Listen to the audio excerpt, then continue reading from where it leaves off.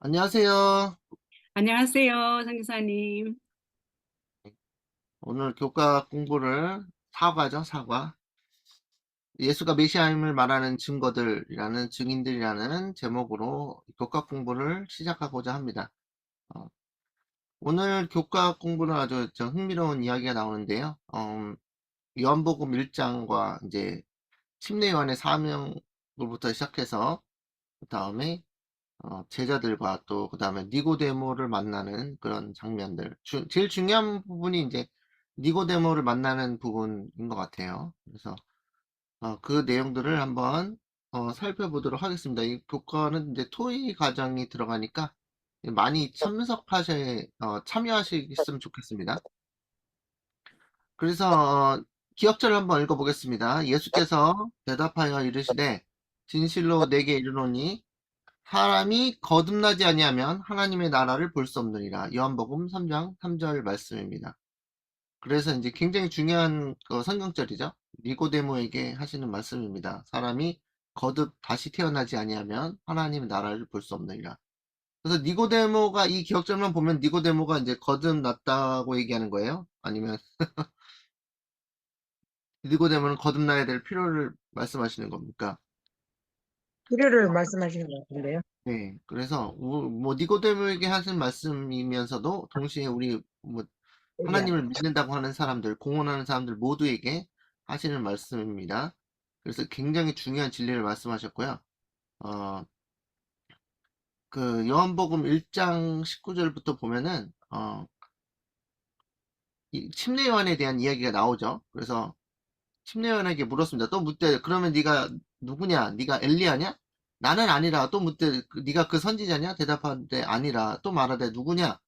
우리를 보낸 이들에게 대답하게 하라. 너는 내게 대하여 무엇이라고 하느냐? 이르되 나는 선지자 이사야 말과 같이 주의 길을 곧게 하라고 광야에서 외치는 자의 소리로다 하니라. 그래서 침례 요한은 겸손하게 자신이 선지자도 아니고 뭐 엘리야도 아니다. 근데 엘리야가 맞죠?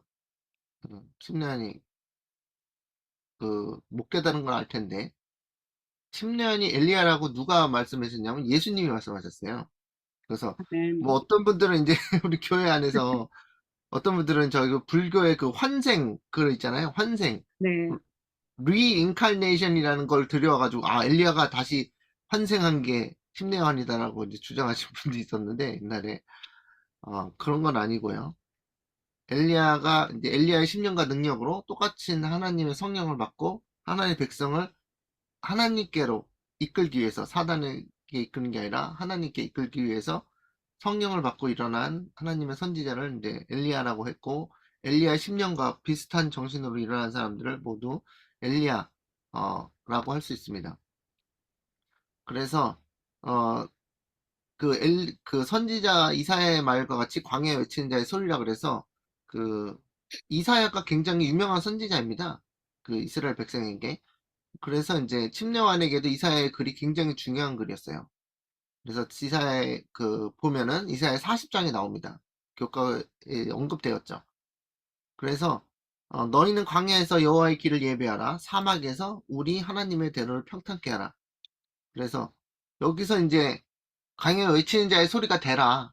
그러니까 심내요한이 그 성경절을 자기한테 갖다 붙였습니다. 재밌지 않아요? 어, 가끔 우리 지나다 보면은 막 요한계시록 11장에 나온 두 증인이 나요 하면서 이렇게 주장한 그 목사가 있었어요. 그런 사람, 그 사람이 이제 어떻게 보면 이제 사이비 종교 교주가 되는 그런 건데, 신내 요한이 그 이사야 40장에 나오는 말씀을 자기에게 적용시켰어요. 그래서 자기는 하나님께서 쓰신 이사야 선지자를 통해서 쓰신 광야에 외치는 자의 소리가 되라 그랬는데, 그게 나다라고 얘기했어요. 그죠? 그러니까, 예, 우리 중에 만약 이런 얘기를 하다 보면 저 사람이 이제 사입이 자기를 높이는구나 막 이런 별 얘기를 다 하겠죠. 그런데 뭐 교주가 탄생했다 이런 별 얘기를 다 할 텐데 근데 실제로 침례요한은 하나님이 인정한 성경에 이렇게 쓰여 있으니까요. 하나님이 인정한 광야에 외치는 자의 소리였습니다. 정말 신기하죠? 그래서 여기 보면은 여호와의 영광이 나타나고 모든 육체가 그것을 함께 보리라. 그래서 이제 침례요한이 사실 백성을 위로하려고 시작한 겁니다. 하나님 백성을. 메시아를 막 수백 년 동안 기다리는 이스라엘 백성을 위로하기 위해서 명령을 받고 성경 말씀의 명령을 받고 성령의 감화를 통해서 여호와의 영광이 나타나고 모든 육체가 그것을 함께 보리라. 그러니까 침례요한이 누구를 가르쳐 줬어야 됐어요? 보라, 하나님 세상 죄를 지고 가는 하나님의 어린 양이로다라고 딱 가르쳤죠. 그래서 아멘. 그 침례요한이 이사야 40장 5절의 말씀을 그냥 선포해 버렸습니다. 여호와의 영광이 나타나고 여호와의 영광이 나타난다니까 이스라엘 사람들 어떤 백마탄 카리스마 있는 그 엄청난 멋있는 청년이 나타날 거라고 생각했는데 아주 보잘것없는 그래서 사람들이 이 성경절과 예수님과 매칭을 시키기가 쉽지 않았죠. 그렇죠? 그래서 이게 사람은 겉으로 보고 판단하는데 그 사람이 얼마나 키가 훤칠하며 얼마나 카리스마 있게 생겼으며 얼마나 그 멋있게 생겼으며 막 이런 걸로 왜 드라마나 영화나 이런 데서 주인공을 항상 멋있어야 되잖아요. 그잖아요. 잘생기고 그래야지 사람들이 보니까. 근데 여호와의 영광이 나타나고 모든 육체가 그것을 함께 보리라 그랬는데 예수님은 굉장히 볼품없이 나타나셨습니다. 그래서 하나님이 보는 것과 이 우리 사람이 보는 것은 눈이 완전히 다르다는 거죠. 그래서 또 뭘 외치라 그랬는데 이것이 이제 약간 흥미로운 주제입니다. 여러분께서는 어떻게 이해하시는지 모르겠는데 말하는 자의 소리여 이르되 외치라 대답하되 내가 무엇을 외치리까 하나님께서 명령하시니까 외치긴 외쳐야 되는데 무엇을 외쳐야 될까요? 하니까 이르되 모든 육체는 풀이요 그의 모든 아름다움은 들의 꽃과 같으니 풀이 마르고 꽃이 시듬은 여호와의 기운이 그 위에 부음이라 이 백성은 실로 풀이로다. 이 풀은 마르고 꽃은 시드나 우리 하나님 말씀은 영원히 서리라 하라. 그래서 근데 아멘. 침례요한이 이 말을 했나요? 이 말을 그래서 정말 의아했었거든요. 이 말을 했었나? 그런데 이것을 이게 약간 그냥 우리가 보기에는 이게 무슨 말인가 하는 약간 수수께끼 같은 말씀인데 이것도 우리가 이제 연구해 보면은 이게 무슨 말인가. 그래서 여호와의 기운이 그 위에 불어서 이 풀을 마르게 한다는 그런 표현이거든요. 그래서 이 백성은 실로 풀이로다. 근데 이게 약간 힌트가 연계서 7장에 어, 그 보면은 연계서 7장을 잠깐 보겠습니다. 여기 제가 생각나서 말씀드린데 이후에 내가 내 천사가 땅 내 모퉁이 선 것을 보니 땅의 사방 바람을 붙잡아 바람으로 하여금 땅이나 바다에나 각종 나무에 불지 못하게 하더라. 그렇습니다. 그래서 어 그래서 이 푸른 마르고 꽃이 시듬 여호와의 기운이 여호와께서 이게 바람을 부르신다는 거죠. 근데 이 요한계시록 7장에 보면은 이 네 천사가 사방 바람에 사방에 그 바람을 붙잡아서 바람을 못 불게 했어요. 나무나 그런 식물에. 그러니까 그것은 약간 은혜의 시간을 연장시키는 거잖아요. 은혜 시기를.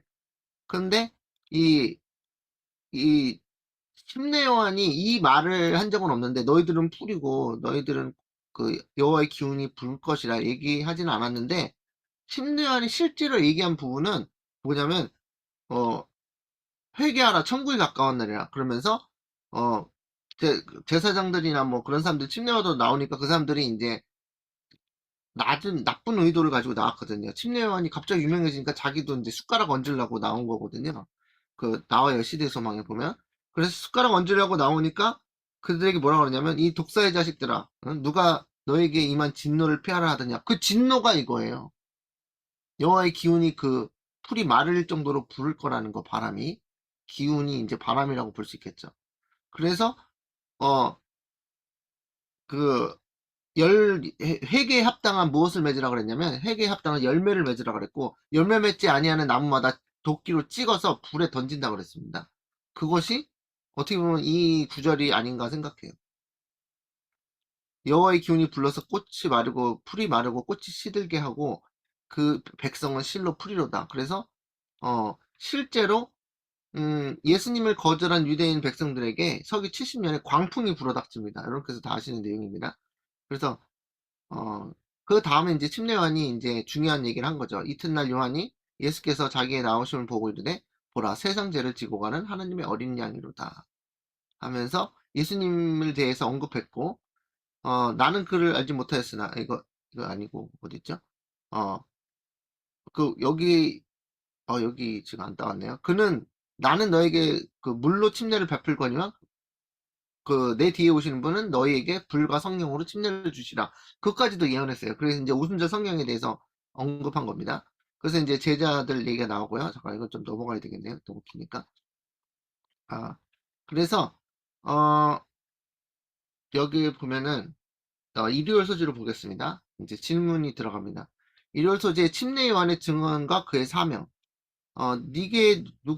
네가 누구냐라는 질문을 침례 요한은 어떻게 증언하였습니까? 이거 우리가 이제 아까 읽었죠. 그래서 나는 광야에 외치는 자의 소리다. 그것은 어떻게 해요? 광야에 외치는 자의 소리는 이사야 40장에 대해서 언급한 부분이고요. 그 다음에 침례 요한의 선포는 성경 예언과 제도에 대한 이해를 어떻게 더해 주었습니까? 침례 요한의 사명이 무엇이었습니까? 그래서 이 부분이 이제 질문인데, 혹시 이거 교과 공부하신 분들 이 교과에 나온 질문에서 침례 요한의 선포는 성경의 예언과 제도에 대한 이해를 어떻게 더해 주었습니까? 또는 침례 요한의 사명이 무엇이었습니까에 대해서 공부해 오신 분 이제 토론 시간이다 보니까 그 답변하실 분 계신가요? 침례 요한의 사명은 주의 길을 예비하는 자로서 네. 광야에서 외치는 자, 그러니까 주의 길을 평탄케 하는 음, 옛날에 그 왕의 대로를 평탄케 하듯이 음, 예, 예수님의 오시는 길을 메시아의 길을 평탄케 하는 사명을 띠었다고 생각합니다. 네. 감사합니다. 또 침례요한의 선포. 침례요한이 이제 그 다니엘서도 연구했겠죠. 그래가지고 예수님이 오실 때는 거 70주 그 예언을 통해서 예수님이 오실 때가 됐다는 걸 이제 깨달은 거에 대한 그런 것도 있고요. 그 다음에 이제 어제 밤에 얘기했던 이제 그 침례요한이 예수님의 보다 앞서서 나가서 왕의 길을 예비할 때 그 창세기 49장에 어제 안 들어오신 분이 계시니까 다시 말씀드리면 창세기 49장 그 10절에 보면은 유다에서 홀이 떠나지 않는다 그랬는데 어느 때까지 떠나지 않느냐면 실로가 오실 때까지 유다에서 홀이 떠나지 않는다고 그 창세기 49장 10절에 보면 나옵니다. 그래서 유다에서 홀이 떠난다는 게 무슨 말이냐면 그 홀은 셉터인데 영어로 셉터인데 왕권을 말하는 거예요. 그 홀을 쥐고 있는 게 손에 쥐고 있는 게 지휘봉이거든요. 그래서 유다에서 홀이 떠나지 않는다 그러는데 침례 요한이 그 창세기에 있는 말씀을 연구했어요. 그래서 이 침례 요한도 하나님 말씀 열심히 연구하고 메시아에 대한 예언을 굉장히 많이 열심히 연구했기 때문에 침례 요한이 그 할 일을 했던 거예요. 그러니까 하나님 말씀을 연구하지 않고서는 이 침례 요한의 사명을 감당할 수가 없었던 겁니다. 그런데 그, 그 유다에서 홀이 유다 지파에서 떠나지 않는다는 얘기는 유다에서 왕권이 나옵니다. 그래서 다윗이 이제 유다 지파잖아요. 그래서 유다에서 왕권이 떠나지 않는데 침례 요한이 그 활동을 딱 태어나서 살다 보니까 시온산 왕궁에 누가 자리 잡고 있었냐면 헤롯이 자리 잡고 있었어요. 헤롯이 그 분봉왕으로 거기 와 있었는데 어? 근데 헤롯은 유다 지파가 아니거든요. 그래서 헤롯은 유다 지파가 아닌 그 어느 지파냐? 어느 이스라엘 지파도 아니고 에서의 후손입니다. 그래서 에돔 족속이에요. 헤롯이. 그런데 에돔 족속이다 보니까 유다에서 홀이 떠난 거예요. 그럼 하나님 말씀이 틀렸나 보네. 샤일로, 메시아가 오시기까지 홀이 떠나지 않는다 그랬는데, 홀이 떠난 거 보니까는 아이고, 하나님 말씀이 틀렸구나. 이렇게 생각한 게 아니고, 창세기 49장 10절에 그때는 절수가 없었겠지만, 창세기에 나온 말씀에 의하면, 실로가 오셔야지 유다에서 홀이 떠난다고 그랬는데, 유다에서 홀이 떠났어요. 그러면 뭘 얘기하는 거예요? 침례요한이? 메시아가 벌써 오셨네? 라고 깨달은 거예요. 그래서 나간 거예요. 다니엘서의 그 예언과 접목시켜서 이게 얼마나 대단한 것인지를 그 생각하셔야 돼요. 네. 성경 말씀이 얼마나 그 깊이 연구했고 그것에 대한 확신이 있었으면 어? 그 예수님을 따로 만난 게 아니라니까요. 그죠? 음. 그 엄마니끼는 만났잖아요. 뱃속에 태중에 팀내원이 있고 예수님도 그 마리아 뱃속에 있을 때 아기로 있었을 때 만나긴 만났는데 막 그 팀내원이 복중에서 뛰어놀았죠. 예수님을 그 만나니까 네. 뱃속에서 서로 뭐가 통했는지 하여튼 음. 그런 일이 있었는데 실제로 만나가지고 당신이 메시아고 내가 먼저 나가서 이제 판을 다 이게 깔아 놓으면 이제 딱 등장하세요. 이렇게 짠 것도 아닌데 팀내원이 자신이 활동을 시작할 때에 대해서 알았던 거예요. 광야에 외치는 자의 임무를 수행한 겁니다. 근데 그게 뭐 자기가 언제 나섰어요? 아, 유다에서 홀이 떠났네. 그럼 주님의 확실한 말씀에 근거해서 누가 오셨다는 거예요? 이미? 메시아. 예, 실로가 벌써 오셨구나. 눈에 보지 못했어도 하나님의 말씀을 믿고 그렇게 나갔다는 게 저는 이게 상상이 안 되는 거예요, 진짜로. 그러니까 그만큼 하나님 말씀과 하나님과 가까이 지내면서 성령의 가마로 완전히 씌워졌기 때문에 하나님의 말씀의 확실함을 믿고 나아가서 메시아를 딱 준비하라고 외쳤더니 예수님이 나타나요, 안 나타나요? 예? 성령이 누군 가운데 머무르는 거 보면은 가서 뭐 네. 하라고요? 침례를 주라 그랬는데 예수님이 나타나요, 안 나타나요? 나타났죠. 딱 나타나잖아요. 이게 얼마나 진짜 놀라운 일입니까, 이게. 그죠? 자신이 하나님 말씀에 나오는 그 성경 말씀에 강해 외치는 자의 소리라고 적용까지 하고, 그리고 하나님 말씀을 공부하고 연구하다 보니까 성령의 인도, 지도 아래 뭐가 일어났어요? 성령님의 지도 아래, 아, 내가 가서 실로가 오셨구나, 이미. 눈으로 보지 못해도 믿음으로, 말씀을 믿는 믿음으로 오셨구나. 그래서 나가가지고 외치는 겁니다. 내 뒤에 오시는 분이 있는데 막 하니까 또 하나님께서 또 그 뒤에 오시는 분을 딱 등장시켜요. 그러니까 이게 얼마나 드라마틱해요. 그래서 이건 성경 말씀을 보면 정말 놀라운데 아멘. 이 하나님의 말씀, 예언의 말씀이 얼마나 중요하고 침례 요한에게 그죠? 침례 요한의 선포는 성경의 예언과 제도에 대한 이해를 어떻게 더해 주었습니까? 그죠? 여러 다른 이유도 있지만 정말 침례 요한의 사명이 하나님께 수천 년 전에 쓰여진 하나님의 말씀에 근거했다는 것.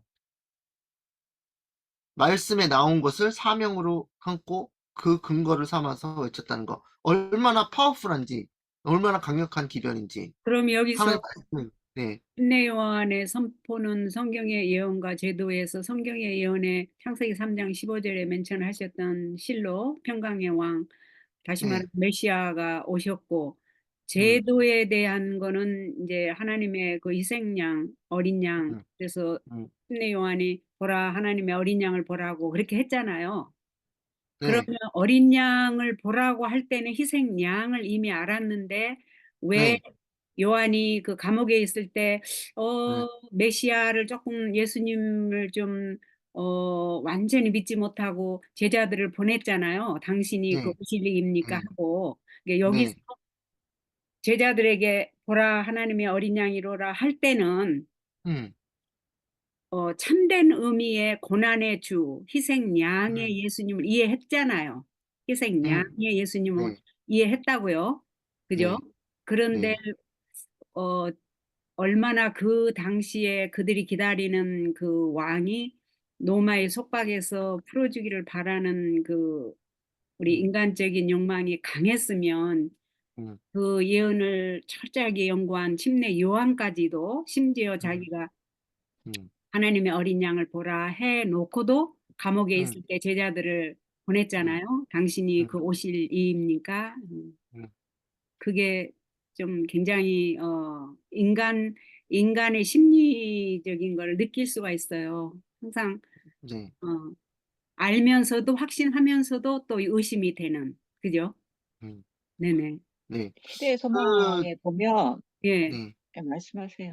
아니, 뭐 하세요. 시대의 소망에 보면 하나님의 어린 양이라고 선포했을 때는 침례 요한도 그게 무슨 뜻인지를 몰랐던 걸로 나오거든요. 그리고 몰랐다. 음, 침례 요한이 바르게 그 네. 예언을 해석하지는 못했어요. 음, 그래서 음, 침례 요한은 세상의 구주를 이렇게 그런 다른 유대인들과 같이 세상의 구주로 예수님을 본 거예요. 그래서 그 감옥에 갇히고 예수님께서 아무 일도 안 하셨을 때 실망하고 낙담했던 거죠. 네.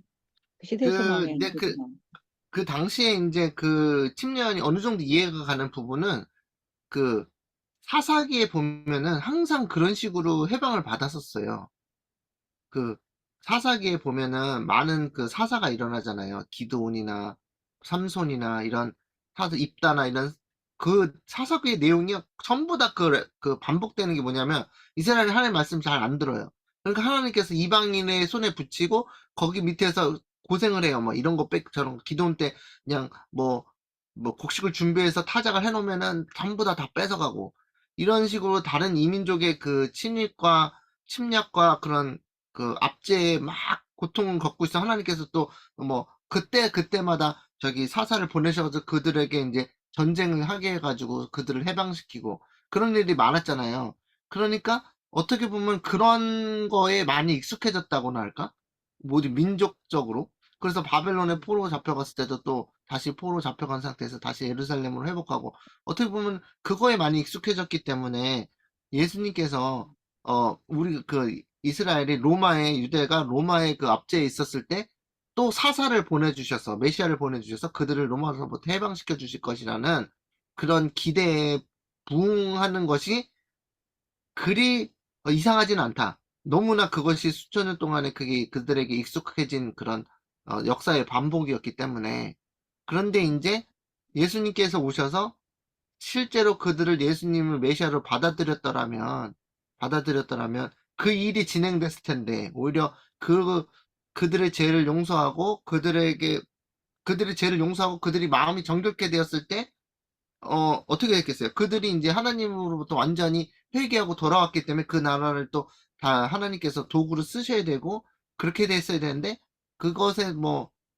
익숙해진 바람에 그들은 자신의 죄들을 회개하지 않고 복음을 깨닫지 못하고 오직 자신들이 메시아를 바라면서 로마의 압제로부터 자신을 해방시켜줄 이 삼손처럼 이렇게 구한 게 아닌가 예, 그런 생각이 듭니다. 그 침례 요한이 그래서 예언에서 예수님께서 탄생하실 것과 음, 지금이 그때가 됐다는 것은 알았지만 음, 예수님의 사명은 몰랐던 거예요.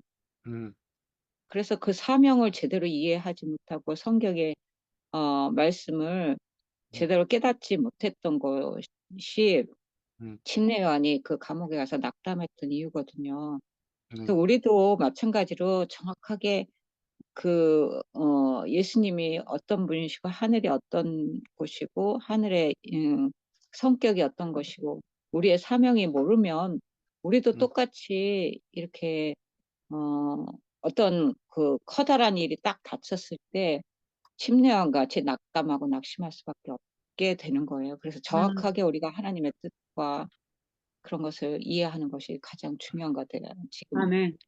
세 번째 엘리야라고 그러잖아요.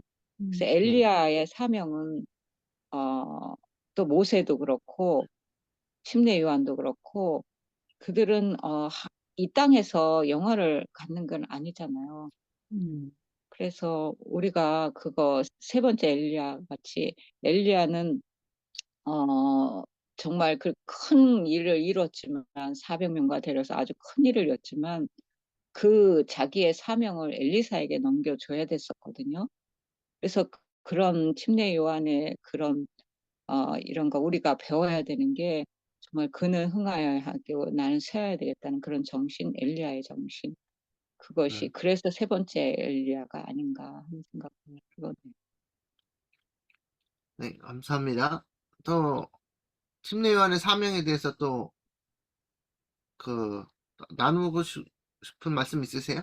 침례의 사명? 그래서 하나님의 그 예수님의 초림을 위해서 준비시키기 위해서 회개하라 천국에 가까움이라 회개의 음, 기별이었잖아요.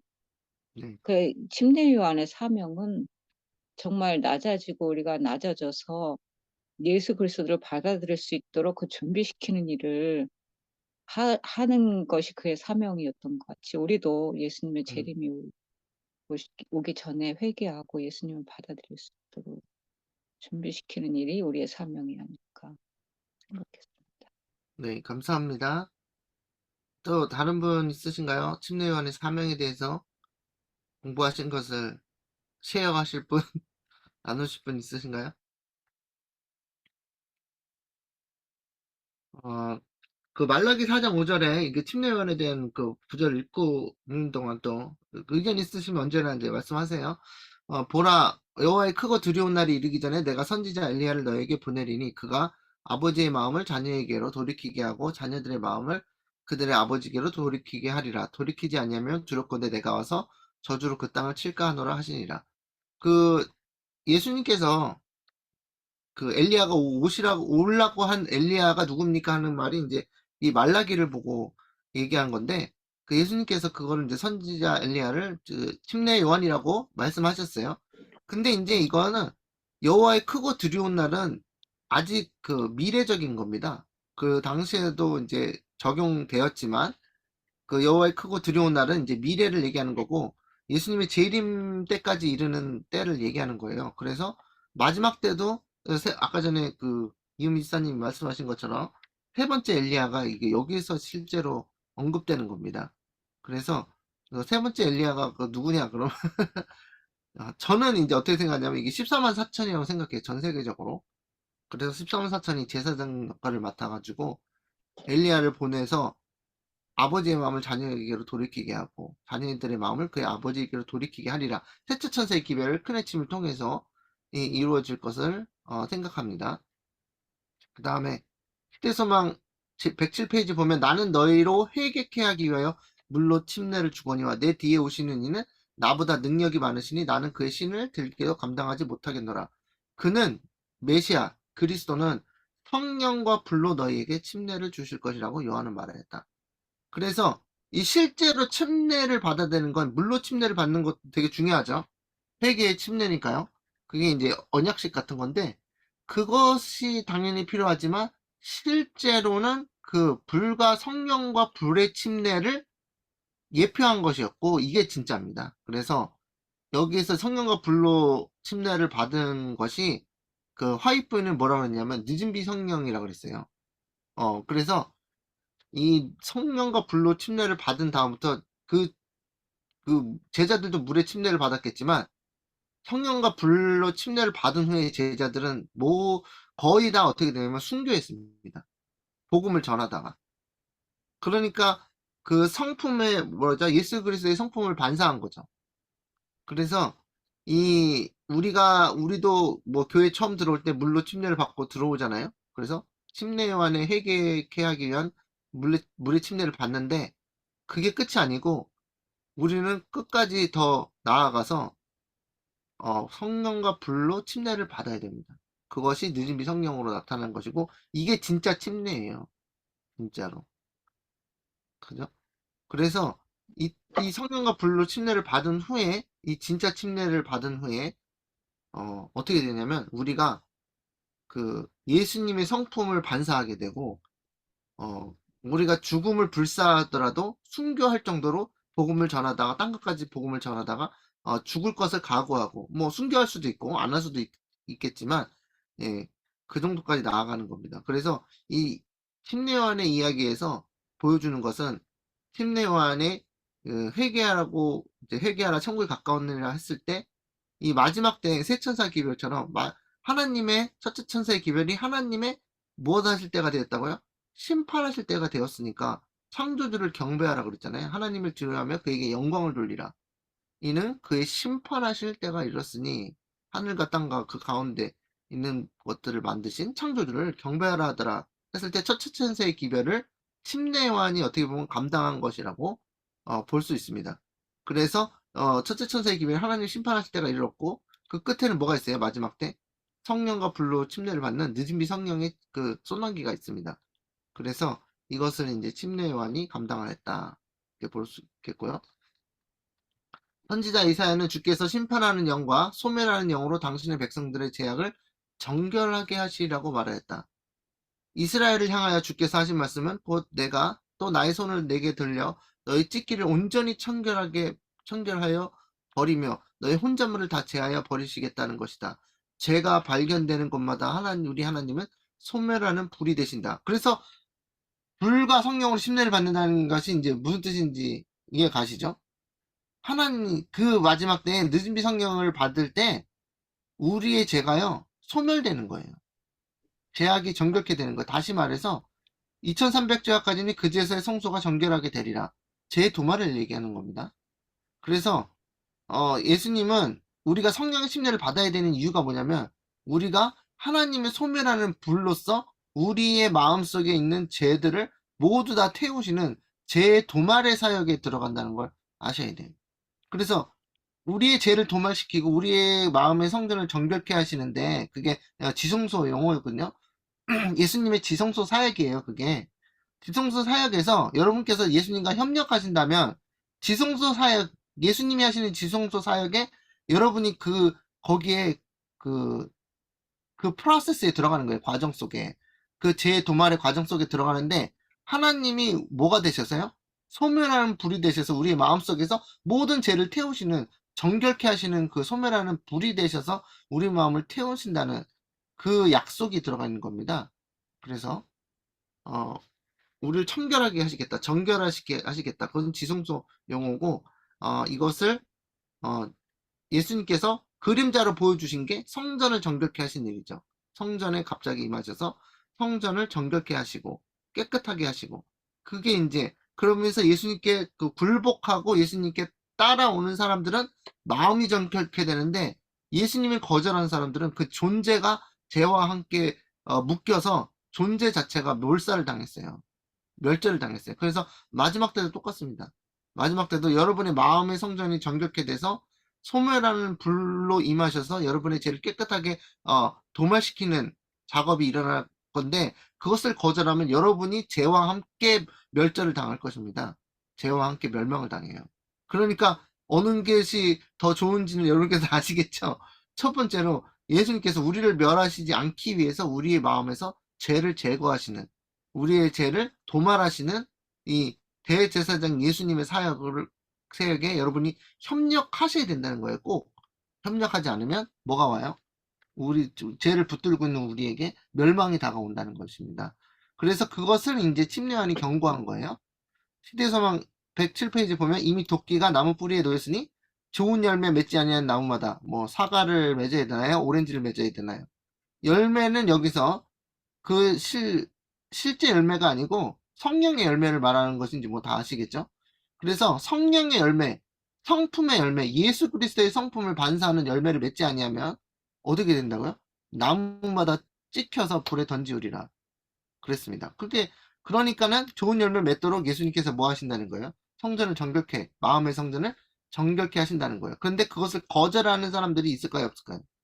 있어요. 진리를, 새천사 기회를 깨닫지 못하면 그걸 거절하고 어떻게 돼요? 그럼 결국에 나무마다 찍혀서 불에 던지게 되는 겁니다. 또 열매 맺지 아니하는 나무는 쓸모가 어디밖에 없어요? 열매 맺지 않는 나무, 이게 열매를 못 냈는데 이거 어떡하지? 하면서 가지를 다 잘라가지고 땔감이라도 쓰잖아요. 그런 것처럼. 그래서 열매를 맺어야 됩니다. 그래서 나무의 가치는 그 나무의 이름보다도 그 나무의 열매로 결정된다. 만일 열매가 무가치하다면 그 나무를 멸망해서 구할 수 없다. 요한은 유대인에게 하나님 앞에서 그들의 입장은 그들의 품성과 생애에 의하여 결정될 것이라고 선언하였다. 믿음을 고백하는 것만으로는 무가치하였다. 그러니까 입으로 그 예수님 사랑해요, 뭐 십자가를 보면서 눈물이 흘러요, 막 이런 사람들이 많다는 거예요. 그런데 윌리엄 밀러 때 재림운동 때 그렇게 십자가의 그 예수님의 희생을 바라보면서 눈물 흘렸던 사람들이 예수님이 재림하신다니까 예수님을 재림한다고 준비하라는 사람을 핍박해서 교회에서 내쫓았다니까요. 그게 죄의 미스테리예요, 죄의 미스테리. 죄인의 미스테리. 그 악어의 눈물을 막 흘리는 거예요. 실제로 감동받았을 거예요, 아마. 그럼에도 불구하고 그들의 진짜 그 딥한 아주 깊은 마음속에서는 예수님을 만나고자 하는 마음이 싫어서 말씀을 전하는 자들을 핍박하고 교회에서 내쫓는다는 것입니다. 그래서 근데 그게 무슨 문제냐면 그들의 생애와 품성이 하나님의 율법과 조화되지 않았기 때문에 그런 거거든요. 그래서 그들은 뭐예요? 하나님의 백성이 아닌 것이었어요. 우리 인간의 눈으로는 너무나 하나님의 백성 같은데 하나님의 눈을 보면은 하나님의 테스트는 너무나 확실해서 그들의 생애 품성이 하나님 율법과 조화되지 않는 것이 발견되었고, 그래서 그들은 하나님의 백성이 아닌 것이었던 겁니다. 그래서 침례요한이 이렇게 무서운 기별을 전했습니다. 아, 침례요한이 굉장히 기네요. 그래서 어제도 읽었는데 이사야가 메시아의 영광을 그린 황홀한 묘사를 그는 밤낮으로 연구하였다. 예수, 침례요한이 여러분 생각하시기도 그렇지 않나요? 광야에서 자라면서 침례요한이 예수님 메시아가 영광으로 임하는 것을 엄청나게 기다리는 사람 같지 않아요? 그런 사람에게 성령의 역사가 주어졌다는 겁니다. 예수님이 오시든지 말든지 나는 상관없다. 아유, 좀, 내가 죽을 때까지만 안 오셨으면 좋겠다. 이런 분들이 계시거든요. 우리 자녀 때문에 몰라도, 아, 내가 살 때인데 안 오셨으면 좋겠다. 이런 분들은 성령의 감화 역사를 얻지 못할 것입니다. 그 마음에 그 예수님이 오시는 걸 바라지도 않는 사람에게 어떻게 성령의 역사가 임하겠어요. 그래서, 근데 침례와는 달랐고, 우리에게 그 교훈이 있는 거죠. 아, 내가 예수님을, 재림을 별로 달갑지 않아 생각하고 있었네. 그럼 내가 뭐가 잘못됐구나. 예수님 저를 구원하세요. 이런 식으로 이제 돌아가야 되는 거고, 침례요한이 그는 아름다우신 왕을 바라볼 때 자신을 잊어버렸다. 그는 거룩하신 위엄을 바라보고 자기 자신의 부족함과 무가치함을 느꼈다. 그는 하나님을 바라보았기 때문에 사람을 두려워하지 않고 하늘이 보낸 기별자로 나갈 준비가 되어 있었다. 그는 만왕의 왕 앞에 머리 숙여 경배하였으므로 세상의 군주들 앞에 두려움 없이 곧게 설 수 있었다. 그래서 침례요한의 그 행동과 옷, 의복 개혁했잖아요. 침례요한이 의복, 뭐 자신을 막 드러내기 위해서 자신을 막 멋있게 보이기 위해서 뭐 패션에 민감한 그런 거 의복이 아니라 그런 의복을 개혁했고 식물 개혁을 했고 음식 개혁을 했고 그 다음에 말씀을 읽으면서 세상의 모든 그런 즐거운 그런 것들을 버리고 오직 하나님과 동행하는 가운데서 이 침례요한이 딱 하고 광야에 나타나서 외칠 때 사람들이요 그냥 자신과 너무나 다르고 너무나 개혁자로서의 너무 그게 보였기 때문에 그들이 침례요한을 인정할 수밖에 없었습니다. 그래서 얼마나 그 사람들이 인정을 많이 했으면 제사장들도 아 침례요한 너무 멋있습니다 하면서 그 숟가락을 얹으려고 그랬어요. 그 인기에 그 저거에 숟가락을 얹어가지고 자기도 이제 영향력을 행사하려고 침례요한한테 다가가니까 침례요한이 제사장이 인도해주고 종교 지도자들이 인정해주니까 이거 너무 좋은데 같이 연합하지 않고요. 뭐라 그러냐면 그들에게 독사의 자식들아 그랬습니다. 그러니까 제사장들이 종교 지도자들이 지금 오늘날 그래서 와요. 오늘날 그럼 어떻게 했겠어요? 저 사람이 광야에서 좀 외치더니 교만해져가지고 우리들을 무시합니다. 우리 종교 지도자들을 이 박사님을 무시합니다. 예? 무슨 회장님을 무시합니다. 무슨 이렇게 했겠죠. 이랬단 말이에요. 그래서 저는 이 초림 때 역사가 굉장히 유사하게 반복될 것이라고 생각합니다. 그래서 우리가 이 침례요한을 바라보면서 우리가 여기 인용을 안 했는데 침례요한이 초림에 대한 메시아의 초림에 대해서 사람들에게 개혁의 기별을 전했던 것처럼 어, 예수님의 재림을 위해서 광야에 외치는 자의 소리가 될 것을 표상화했다고 그랬어요. 그래서 우리가 침례요한의 생애를 이렇게 오늘 공부하면서 내가 침례요한의 자세로 엘리야의 10년과 능력으로 이 예수님의 재림을 기다리지 않는 사람들에게 광야에서 외치는 자의 소리가 되어야 되지 않나 그렇게 생각해 봅니다. 어, 월요일 소지 넘어가기 전에 뭐 하실 말씀 있으신가요?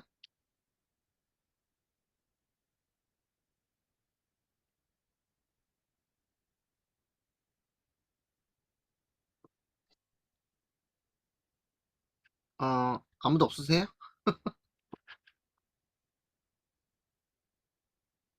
제 목소리 들리시죠? 네, 들려요. 근데 이제 네. 네네. 네. 자, 그럼 월요일 소지로 넘어가겠습니다. 자, 하나님의 어린 양이라고 했습니다. 보라, 세상죄를 지고 가는 지고 하는 일에 죄송합니다. 이거 오타났네. 지고 가는 나는 하나님의 어린 양이로다. 그래서 여기 세상 죄를 지고 가는 하나님의 어린 양이로다라는 것은 우리의 죄를 대신 지고 십자가에 달리신 예수님을 그 표현하는 말씀이죠. 우리가 다 아는데. 근데 영어로 보면요, 더 약간 의미가 다르게 또 해석될 수가 있어요. Behold the Lamb who takes away the sins of the world 그랬는데, takes away가요, 어떻게 보면 뺏어간다는 의미도 있습니다.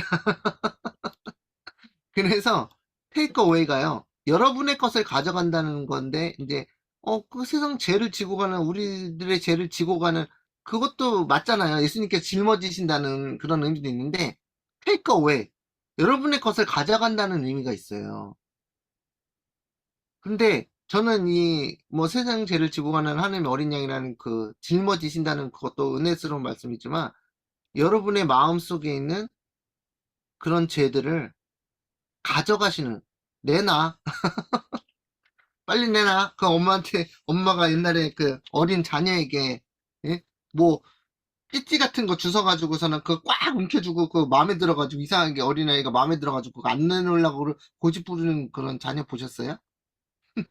그러면은 지지야, 지지, 얼른 내놔, 엄마 내놔, 엄마한테 내놔. 그 지지야, 손 닦아야 돼, 깨끗해야 돼, 이렇게 하면서 내놔 하는, 예수님이 여러분의 마음속에 있는 부정한 생각이나 뭐 부패한 마음이나 시기나 질투, 이런 다른 사람을 미워하는 마음이나 이런 모든 것들 여러분께 달라고 요구하시는 그런 느낌이거든요.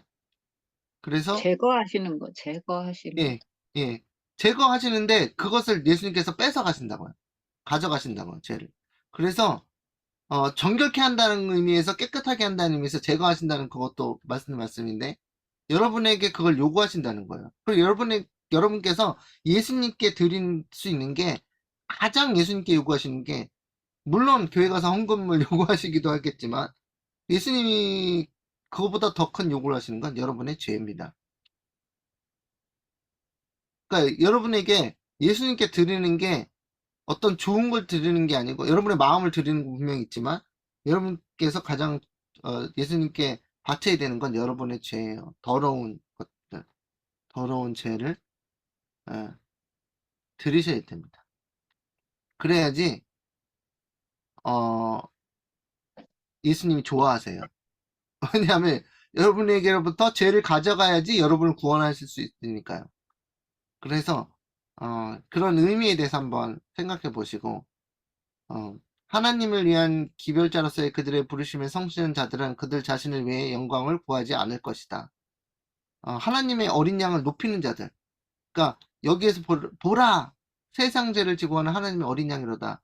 이 말을 할 때는 정말 중요한 것은, 우리가 뭐 종교적으로 뭐 성공해서 뭐가 되고 유명한 학자가 되고 뭐 박사가 되고 그게 아니고, 그런 거 하다 보면 백성들에게 존경을 받고 박수를 받다 보면 자신이 은근히 자기 자신을 높일 때가 있거든요. 근데 그런 거 하나도 안 중요하고, 어떻게 해야 돼요? 오직 내 죄를 가져가시는 하나님의 어린 양을 높이는 일에만 집중해야 된다고 생각합니다. 그래서 하나님을 위한 기별자로서의 그들을 부르심에 성실한 자들은 그들 자신을 위해 영광을 구하지 않을 것이다. 요즘 너무 사람들에게 박수를 많이 쳐요. 교회 안에서. 괜히 박수 받다 보면 어깨가 으쓱해지거든요. 근데 우리가 뭐 박수 받을 만한 무슨 그런 게 있습니까? 네? 그저 우리도 죄인이고 우리가 구원받아야 될 죄인인데, 사람을 높이는 일에 너무 어, 집중하다 보면 큰일 납니다. 다에 대한 사랑은 그리스도께 대한 사랑에 삼켜질 것이다. 그들은 침례 요한처럼 보라, 세상 죄를 지고 한 하나님의 어린 양이로다 라고 선포하는 것이 그들의 사업임을 인정할 것이다. 그들은 누구를 높여요? 예수님을 높이게 될 것이다. 그리하면 그분과 함께 인간도 높여질 것이다. 정말 기독교, 그리스도인들 누구를, 뭐 우리 교회를 뭐 포함해서 다른 교회든 어느 교회든 사람을 높이는 일을 하다 보면 교황을 만나게 돼 있습니다. 교황을 만나게 되고 있어요. 교황이 그 바티칸만에 있는 게 아니고요. 교회 안에도 있을 수가 있고, 사람들이 자꾸 사람을 쳐다보면, 사람이 눈에 보이니까, 이게 보이다 보니까 자꾸 사람의 그런 것을 하는데, 오직 예수님만을 높여야 된다고 생각합니다. 그래서 혹 잘못하면 사람을 높이다 보면 사람의 말에 넘어갈 수가 있거든요. 그래서 내 죄를 가져가시는. 그리고 실제로 우리가 신앙 가운데서 예수님께 죄를 드렸을 때 찾아오는 죄의 용서와 그 평강, 하늘의 평안을 주시는 예수님께 감사드리고 오직 예수님만을 높였으면 좋겠습니다. 그리고 시대소망 108페이지 보면 힘내어하는 시대에 그리스도께서는 하나님의 품성을 나타내시는 자로서 나타내려고 하셨다. 그분의 임재는 사람들에게 그들의 죄를 드러나게 할 것이었다. 이거가 굉장히 중요한 문장이에요. 예수님이 그 당시에 임하셨을 때 그냥 만나는 사람마다 니고데모도 뭐고 자꾸 부끄러움을 느끼고 그랬대요. 예수님을 만나면. 그런데 그게 좀 왜 그랬지? 막 그랬는데 그 예수님의 거룩하신 모습인지 아니면 그 신성의 아우라인지 뭔지 모르겠는데 제가 예수님을 직접 인간적으로 만난 게 아니라서 모르겠는데 사람들이 자꾸 부끄러움을 느끼고 사실 뭔가 느꼈는데 근데 그게 신성의 그 역할이었어요. 하나님의 아들의 역할. 예수님의 임재는 사람들에게 뭘 드러내게 하냐면 죄를 드러내게 할 것이었다. 그래서 우리가 예수님과 가장 가까이 있다고 느낄 때가 뭐 여러 가지가 있겠지만 죄 용서 받은 느낌 입에서 찬양이 나오고 뭐 그렇게 즐거울 때도 있지만 우리가 스스로 우리의 죄를 자각하는 만큼 우리가 냉철한 사람이 아닌데 예수님의 임재가 있다고 보면 아 내가 죄인인 것이 명백하게 드러나서 회개의 심령이 일어난다는 거예요. 근데 사람들이 막 누굴 비판할 때 막 기분 상해가지고 죄인이라고 안 느끼는데 그래서 우리가 뭐 다른 사람 비판하거나 그러면 안 되잖아요. 근데 예수님의 임재를 나타내는 가장 명백한 증거가 마음에서 죄책감을 느끼는 거예요. 예수님의 임재로 인한. 그게 예수님을 가까이 둘 때 일어나는 특권이에요. 특권. 여러분의 특권이에요. 여러분이 내가 죄인임을 느끼고 내가 그런 걸 자각하고 회개의 그 심령을 느낀다면 그것은 여러분이 엄청나게 뭘 받은 거예요? 복 받으신 거예요. 예수님이 가까이 계시니까. 그게 여기 그래서 제가 이걸 그거 진짜네. 예수님의 임재는 사람들에게 그들의 죄를 드러나게 할 것이었다. 그래서 그들이 즐겨 죄로부터 정결케 되기를 원할 때에만 그들은 그분과의 교제에 들어갈 수 있었다. 그때 당시에 그랬다는 거거든요. 근데 지금은 또 똑같죠. 우리들이 즐겨 정말 기쁘게 정말 간절하게 죄로부터 해방, 정결케 되기를 원할 때에만 예수님과의 교제에 들어갈 수 있다고. 이거 사실인가요? 진리인가요, 이거? 진리라고 생각하세요, 여러분들? 오직 즐겨 예수님으로부터 정결케 받기를 제 도마를 받기 원할 때에만 우리가 대제사장 예수님과의 교제에 들어갈 수 있다는 거 진리인가요? 계시록 3장에 문 네, 밖에서 두드리고 계시잖아요. 네, 원할 때만 오시지. 네, 강제로 안 들어오시지. 네. 그래서 우리가 뭐 교회 열심히 다니고 하지만 실제로 예수님과의 교제에 들어갈 수 있는 거는 여러분이 교회 가서 교제에 무조건 들어가는 것이 아니고 죄로부터 정결케 받기를 원할 때에만 예수님께서 들어오셔서 우리의 마음의 집을 청소하시는 겁니다. 그래서 오직 마음이 청결한 자만이 그분의 임재 가운데 머무를 수 있었다. 그때가 그랬다면 지금도 그런 거예요. 예수님과의 관계에 있어서. 그래서 내 죄를 가져가시는 하나님의 어린 양을 바라보시기 바랍니다. 그 다음 이제 시간이 빨리 가네요. 벌써 1시간 다 돼 가는데 화요일은 이제 갑니다. 자, 요한의 두 제자가 나옵니다. 여기서 재밌는 거 살짝 건드리고 이제 중요한 걸로 넘어가겠습니다. 더 중요한 게 뒤에 나와 있어가지고 어, 화요일에 보면은 또 이튿날 요한이 자기 제자 중 두 사람과 함께 컸다가 예수께서 건의심을 보고 말하되 하나님의 어린 양이로다 딱 가리켜요. 요한은 그냥 시키는 대로 하는 것 뿐이에요. 어, 두 제자가 그의 말을 듣고 예수를 따르거늘 예수께서 돌이켜 그 따르는 것을 보시고 물어 이르시되 무엇을 구하느냐 이르되 랍비 어디 계시오니까 예수께서 이르시되 와서 보라. 그러므로 그들이 가서 계신 데를 보고 그날 함께 거하니 때가 10시쯤 되었더라. 그런데 예수님께서 뭐라 그랬어요? 와서 보라 그러셨어요. 와서 보라. 영어로 come and see입니다. come and see. 근데 이 똑같은 그 말씀이 요한계시록에 6장에 나와 있어요. 6장에 그 일곱 인이 나오거든요. 요한계시록 6장에. 그래서 뭐라 그러냐면 그 요한계시록 6장 1절에 내가 보면 어린 양이 일곱 인 중에 하나를 떼시는 그때 어린 양이 예수님이시죠? 내가 드리는 내 생물 중 하나가 우레 같은 소리로 말하되 오라 하기로 그랬는데 오라 하기로 그랬는데 영어로 그게 come and see거든요. 근데 그게 뭐냐면 와서 보라는 뜻이에요. 와서 보라. 근데 어린 양 요한계시록 6장에서 이 인을 떼는데 인봉을 떼는데 인봉을 하나 뗄 때마다 예수님께서 뗄 때마다 와서 보라는 거예요. 와서 보라는 거예요. 그 인봉은 무엇을 인봉한 거냐면 예수 그리스도의 그 모든 그 구속의 계획을 와서 보라는 거예요. 진리를 와서 그러니까 구속의 계획 플러스 진리.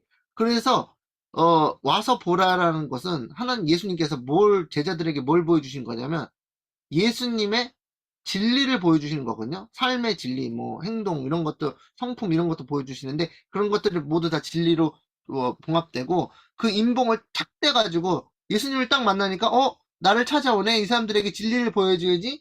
그래서 진리가 이렇게 쌓여 있는 그 두루마기에 인봉을 탁 떼는 거예요. 그럼 거기서 빛이 쫙 나와가지고 이 사람들에게 보여지는 거거든요. 그런데 그 인봉이 이게 요한계시록 보면 그 일곱 인이잖아요. 일곱 인인데 그 봉인을 딱 일곱 인을 떼면요. 전체가 완전히 구속의 진리가 완전히 다 드러나는 거거든요. 진리가. 한 번에 떼지 않으시고 하나씩 하나씩 떼시는데. 그래서 이건 여기서도 그 예수님을 먼저 발견한 사람이 그 진리가 예수님이 메시아인 걸 아는 것 자체도 진리를 깨달은 거잖아요.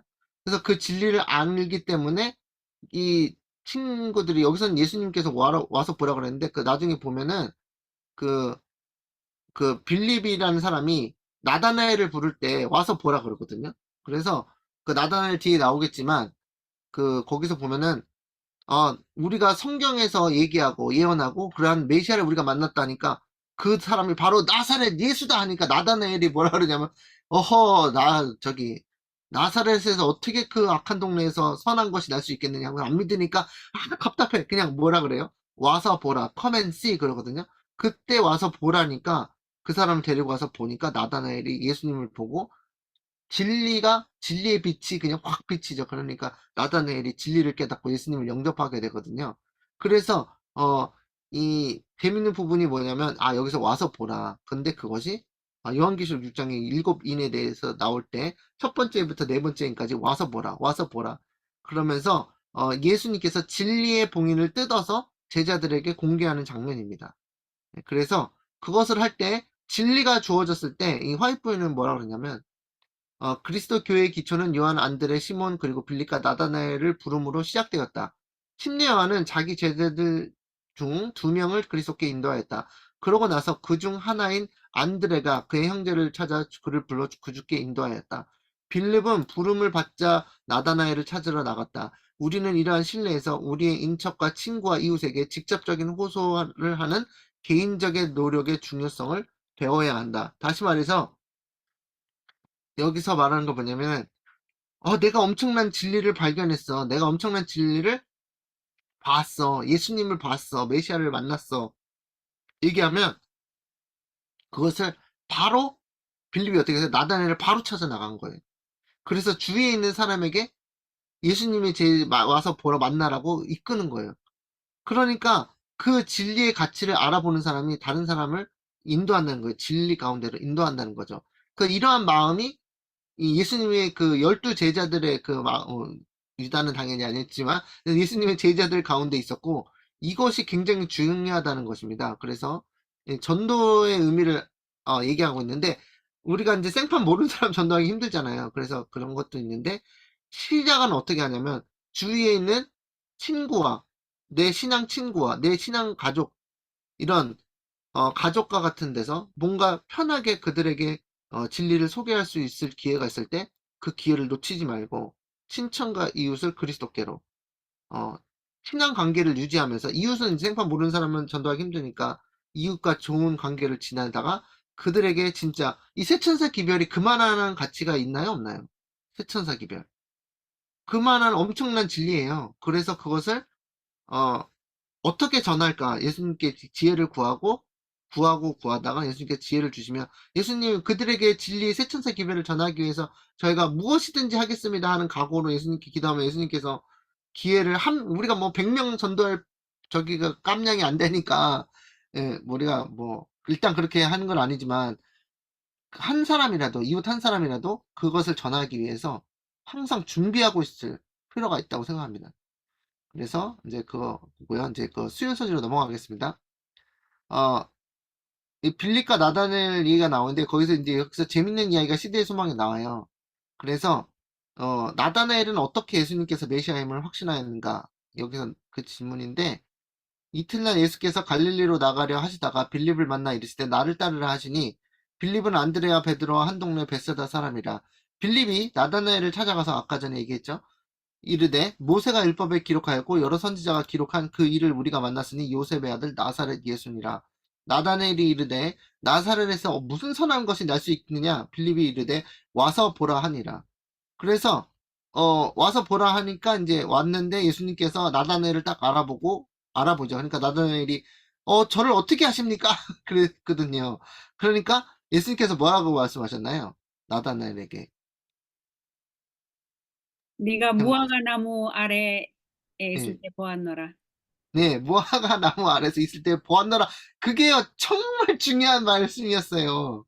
근데 이게 시대 상황이 나오는데, 이게 되게 흥미로운 게 뭐냐면, 여기서 나다나엘이 시대 상황을 읽으니까 거기 그 비하인드 스토리가 나오거든요. 근데 이게 되게 중요한 교훈이에요, 우리 교과에서. 나다나엘은 빌립이 불렀을 당시 조용한 숲속에 물러가서 침례 요한이 선포한 말과 메시아에 관한 예언들을 명상하고 있었다. 나다나엘이 메시아에 대한 거에 관심이 있었어요, 없었어요? 관심이 있었죠. 그리고 메시아가 언제 오시는가 하는데 침례 요한이 외치고 있으니까 마음에 막 벌써 불이 타오르고 있었습니다. 이런 사람들에게 예수님이 부르시는 거예요. 이런 사람들을. 그죠? 그래서 그는 요한이 선언한 그분이 구주시라면 자기도 알 수 있게 해달라고 뭐 하였다? 기도하였다. 이게 비하인드 스토리예요. 그런데 그 기도를 뭐 숲속에서도 했는데 빌립과 자주 어디에서 기도했냐면 무화과 나무 밑에서 기도한 거예요. 그런데 예수님이 나다나엘이 마음속으로 기도할 때 그 비밀스러운 기도잖아요. 뭐, 막, 그 통성 기도하는 것도 아니고, 비밀스럽게 마음속으로, 저 침례요한이 선포한 그 사람이 진짜 메시아면 내가 그 사람이 메시아인지 저에게 알려주세요. 확신을 주세요. 기도를 딱 했는데 예수님이 만나가지고, 내가 너를 안다 하니까는, 아니, 어떻게 하세요? 네가 무화과 나무 밑에서 그걸 알게 해달라고 기도했잖아. 그러니까, 이 나다나엘이 뒤로 넘어가 버린 거예요. 그냥 확 넘어가 버린 거예요. 자신이 비밀리에 기도한 그 마음의 기도가 예수님이 그걸 바로 알고 응답하시니까 나다나엘이 그걸 뭐라 그러죠? 주는 그리스도시 하나님의 아들이시나 이랬나요? 그런 거예요.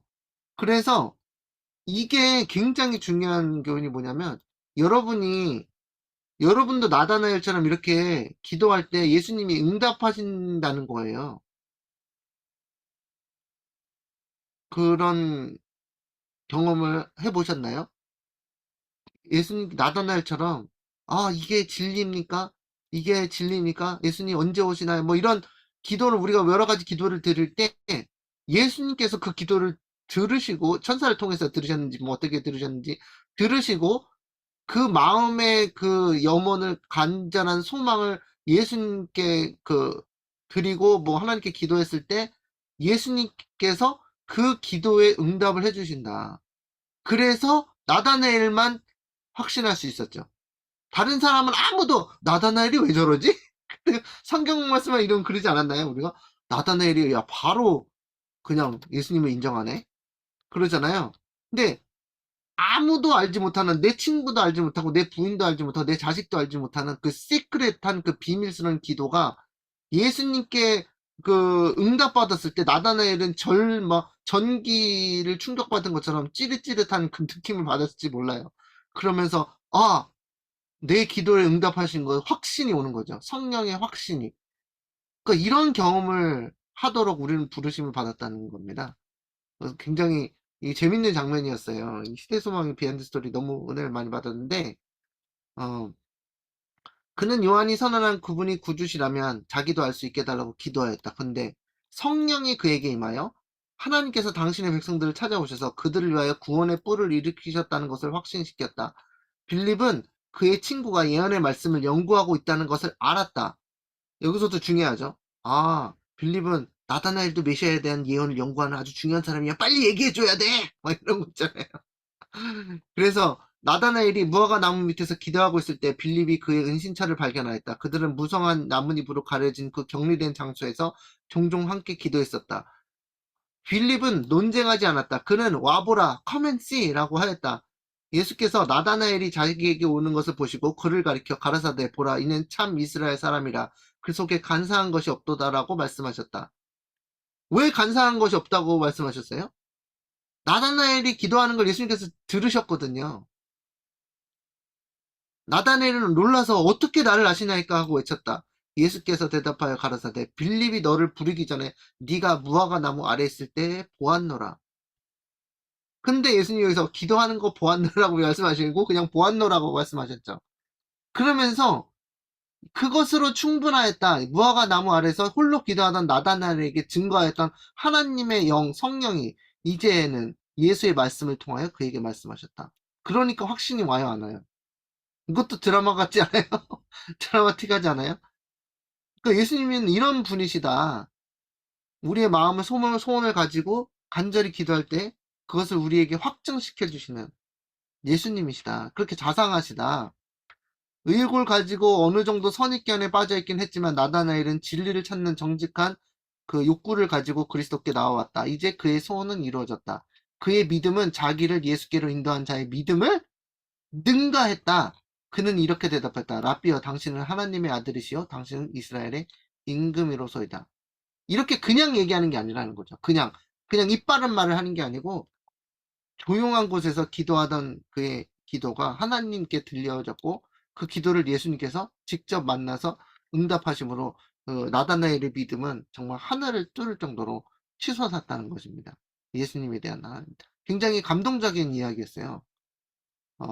이 나다나엘 만난 이야기에 대해서 하실 말씀 있으세요?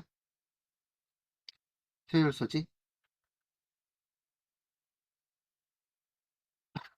아무도 없으세요? 이거 저기 교과 토의식 교과인데 제가 너무 혼자 저만 얘기해가지고. 이게 화요일이기 때문에 우리가 시간이 그렇게 여유롭지 못했기 때문에 네. 충분하게 다 공부를 묵상을 못한 상태이기 때문에 그럴 수도 있습니다. 네, 아, 네. 네네. 알겠습니다. 아니, 혹시 이제 하고 싶은 말씀 있으시면 말씀하시면 됩니다. 그래서 아니, 이제, 네, 나단의 지금 우리 선교사님 말씀이 네, 네가 기도하는 거를 예수님이 음, 봤다가 아니고 그냥 너를 무화과나무 밑에 있는 걸 봤다 이러셨다 했잖아요. 네, 예, 그런데 그거를 볼 때 음, 근데 나단에는 기도하고 있었잖아요. 네, 그를 볼 때 음, 지금도 음, 저희가 기도하는 것을 다 음, 듣고 계신다는 음, 그런 그 교훈으로 들려요. 네, 맞죠? 네, 맞습니다. 그런데 이제 제가 말씀드린 것은 우리가 비밀리에 간절히 예, 간사한 것이 없이 여기 예, 예수님께서 나단을 보고 참으로 이스라엘 사람이고 간사한 것이 없도다 했을 때 예, 예수님께서 그 말씀하신 그 근거는 예, 나다나엘의 생애를 다 지켜보셨다는 거예요. 예. 보시고 그 마음을 보시, 실제로 예, 실제로 예수님 메시아를 기다리고 마음속에 메시아의 강림을 기다리고 있는 아주 순수한 마음의 사람인 것. 예수님께서 그 기도를 다 들으셨으니까 예수님이 그 기도를 다 들으셨으니까 그러니까 그렇게 말하실 수 있으셨던 거예요. 그러면서 무화과 나무에서 이 예수님이라는 사람에 대해서 나사렛 예수에 대해서 긴가민가한데 예수님 확증시켜 주세요. 하니까 기도하니까 하나님께서 바로 확증시켜 주셔. 바로 음, 그게 나야. 맞아, 네가 음, 맞아. 확증시켜 줄게 음, 하면서 근데 예수님께서 어떤 방법을 쓰셨어요? 나다나엘만 알아들을 수 있는 말씀으로 나다나엘에게 비밀스럽게 기도한 것을 그 비밀스러운 걸 아시는 하나님이시라는 걸, 그 기도를 직접 들으셨던 것이 예수님이라는 거를 알려주는 방식으로. 빌립은 갑자기 뭐 나사렛에게 무슨 선한 것이 나올 수 있겠냐 해서 내가 겨우 데려왔더만 갑자기 뭐야 이거 이렇게 이렇게 된 거죠. 다른 사람을 알 수 없는, 오직 나다나엘과 하나님과의 관계 속에서, 비밀적 그 관계 속에서만 그 있는 비밀을 예수님께서 확신시켜주는 방식으로 그 믿음을 키우셨다는 겁니다. 자라나게. 그런데 그거를 나다나엘에게만 하냐? 그게 아니라는 거죠. 우리 모두에게 하실 수 있다는 거죠. 이거 보면 이제 그때 제가 이거 처음 읽었을 때 굉장히 감명을 많이 받았어요. 아, 이렇게 기도해야 되는구나. 이렇게 해야지 예수님께서 할 때 예수님께서 확신을 주시는 음성으로 우리의 기도를 응답하시는구나. 예, 그러면 이제 그 예수님과의 그 관계가, 예수님이 우리를 안다는 거예요. 나다나엘을 아시잖아요. 예? 예, 나더러 주여 주여 하는 자마다 하늘에 들어갈 것이 아니요 오직 하늘에 계신 아버지의 뜻대로 행하는 자라에 들어가리라. 뭐 그때 와서 뭐 주여 주여 우리가 당신의 이름은 귀신을 쫓고 뭐 하지 않았나이까 하니까 예수님께서 뭐라고 그러세요? 도무지 내가 너희를 알지 못하느니 불법을 행하는 자들아 나에게서 떠나가라 하시더라고 그랬잖아요. 예수님이 모르거든요, 그 사람들을. 그런데 예수님은 누구는 아셨어요? 나다나엘은 아셨잖아요. 그러니까 예수님이 우리를 아시는 게 굉장히 중요한 거예요. 그 어떤 사람이 이제 어떤 목사님이 한 얘기 들었는데, 자기가 미국 사람인데 자기가 백악관 앞에서, 대통령 사는 데 앞에서 내가 대통령을 안다 들여보내줘라, 백악관으로 들여보내줘라 하면은 들어갈 수 있겠냐 그러더라고요. 그래서 당연히 못 들어가죠. 그런데 그 대통령이 나와서 그 사람이 나를 안다 그러면 내가 들어갈 수 있냐 하니까 들어갈 수 있죠. 그렇게 얘기하더라고요. 그 똑같은 거예요. 내가 예수님을 안다, 예수님을 안다 아무리 얘기해도 하늘나라에 들어갈 수가 없는 거예요. 그런데 누가 알아야 돼요? 누가 알면 들어가요? 예수님이 여러분을 알면 들어갈 수 있는 거예요. 하늘나라의 왕이시기 때문에. 그래서 예수님이 여러분을 아시는 게 굉장히 중요합니다. 그래서 기도할 때 그렇게 기도해 보세요. 예수님 저를 아세요? 예수님 저를 아세요? 하늘나라 가야 되는데 예수님이 저를 알아야지 제가 하늘나라에 들어갈 수 있는데요. 그런 것처럼 뭐 저를 우리도 봐주시는 당연히, 네, 우리도 알아야 될, 당연히 알아야겠죠. 뭐 영생은 곧 유일하신 참 하나님과 그의 보내자 예수 그리스도를 아는 것이니라 했으니까 우리도 알아야 되지만, 우리가 안다고 해서 끝이 아니다. 예수님께서 우리를 아셔야 된다. 그 예수님께서 우리를 아신다는 건 무슨 얘기냐면, 예수님께서 여러분에게 능력을 베푸셨냐 이거예요. 죄를 가져가는 능력을. 그러니까 여러분이 예수님께 죄를 드렸어야 돼요. 그러면 예수님께서 여러분의 죄를 가져가시면서 여러분, 이건 누구 아무개의 죄네 하면서 나한테 주네, 받아와야 되겠다. 받아오면서 제가 나를 믿으라고 하는구나 하면서 아시는 거예요. 그런데 우리가 예수님께 죄를 드리지 않으면 예수님이 모르시는 겁니다. 그래서 예수님이 우리를 개인적으로 아셔야지 하늘나라에 들어갈 수 있습니다. 마치 나다나엘처럼. 예수님이 삭개오를 아셨나요? 아셨잖아요. 네. 삭개오로 참 이스라엘이라고 그랬잖아요. 그래서 예수님께서 너의 집에 내가 유하여야겠다 하니까 깜짝 놀랐죠, 삭개오가. 그래서 우리가 예수님을, 우리를 개인적으로 아시고 우리의 생애를 인도하시고 우리의 생애를 이제 하늘나라, 우리의 죄를 가져가시는 그 예수님의 사역이, 예수님께서 우리를 위해서 일하셨어야지 우리를 아시는 것이다. 그겁니다. 굉장히 중요한 레슨이었어요. 예수님이 네. 물론 죄의 클린업 정결케 하시는 것이 아는 것이기도 하지만 일상생활 속에서 예수님과 함께 하느냐가 더 중요하잖아요. 뭐 다 음, 중요하긴 하지만 음, 우리 죄만 정결케 하는 그것에서만 아는 것이 아니라 우리가 음, 사는 삶 24시간은 아니지만 뭐 잠은 잠이니까 그 생활 속에서 나와 함께 하고 나와 관계를 맺었느냐, 음, 설거지할 때, 음, 빨래할 때, 사람들과의 그 대화 속에서 나와 함께 하느냐, 그것에 아시는 그거가 아닐까요? 그 죄를 정결케 하는 건 업코스고 물론이고, 네, 그래서 삶 속에서 아시는 것이 더 네. 중요하죠.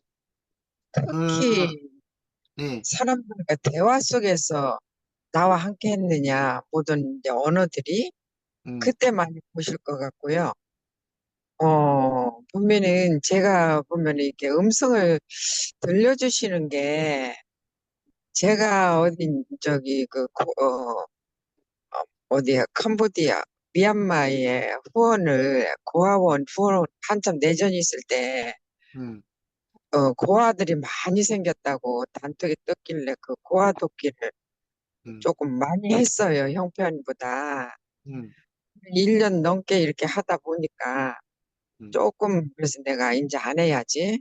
이제 음, 올 초였나 봐요, 1월 달에. 이제 그만한다고 해야지. 이랬는데,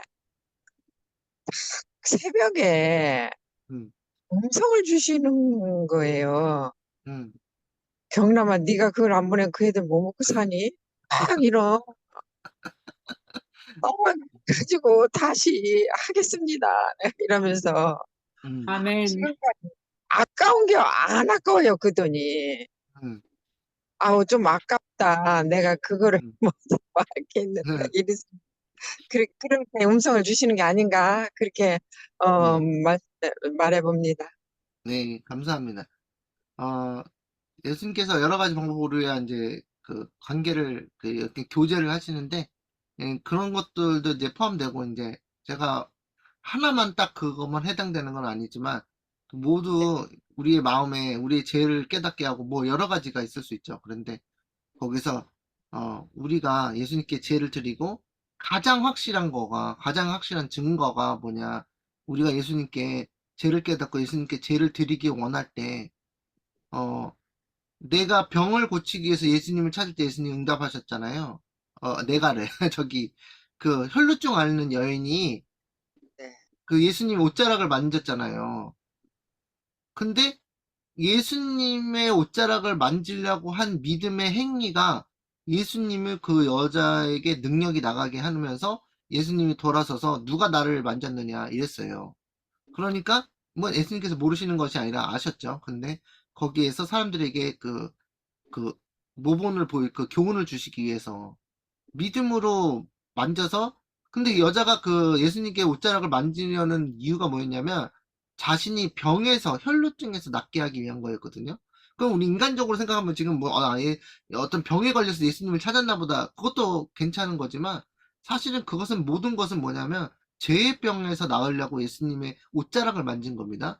다시 말해서 예수님의 의의 옷을 받기 위해서 애를 쓴 거예요.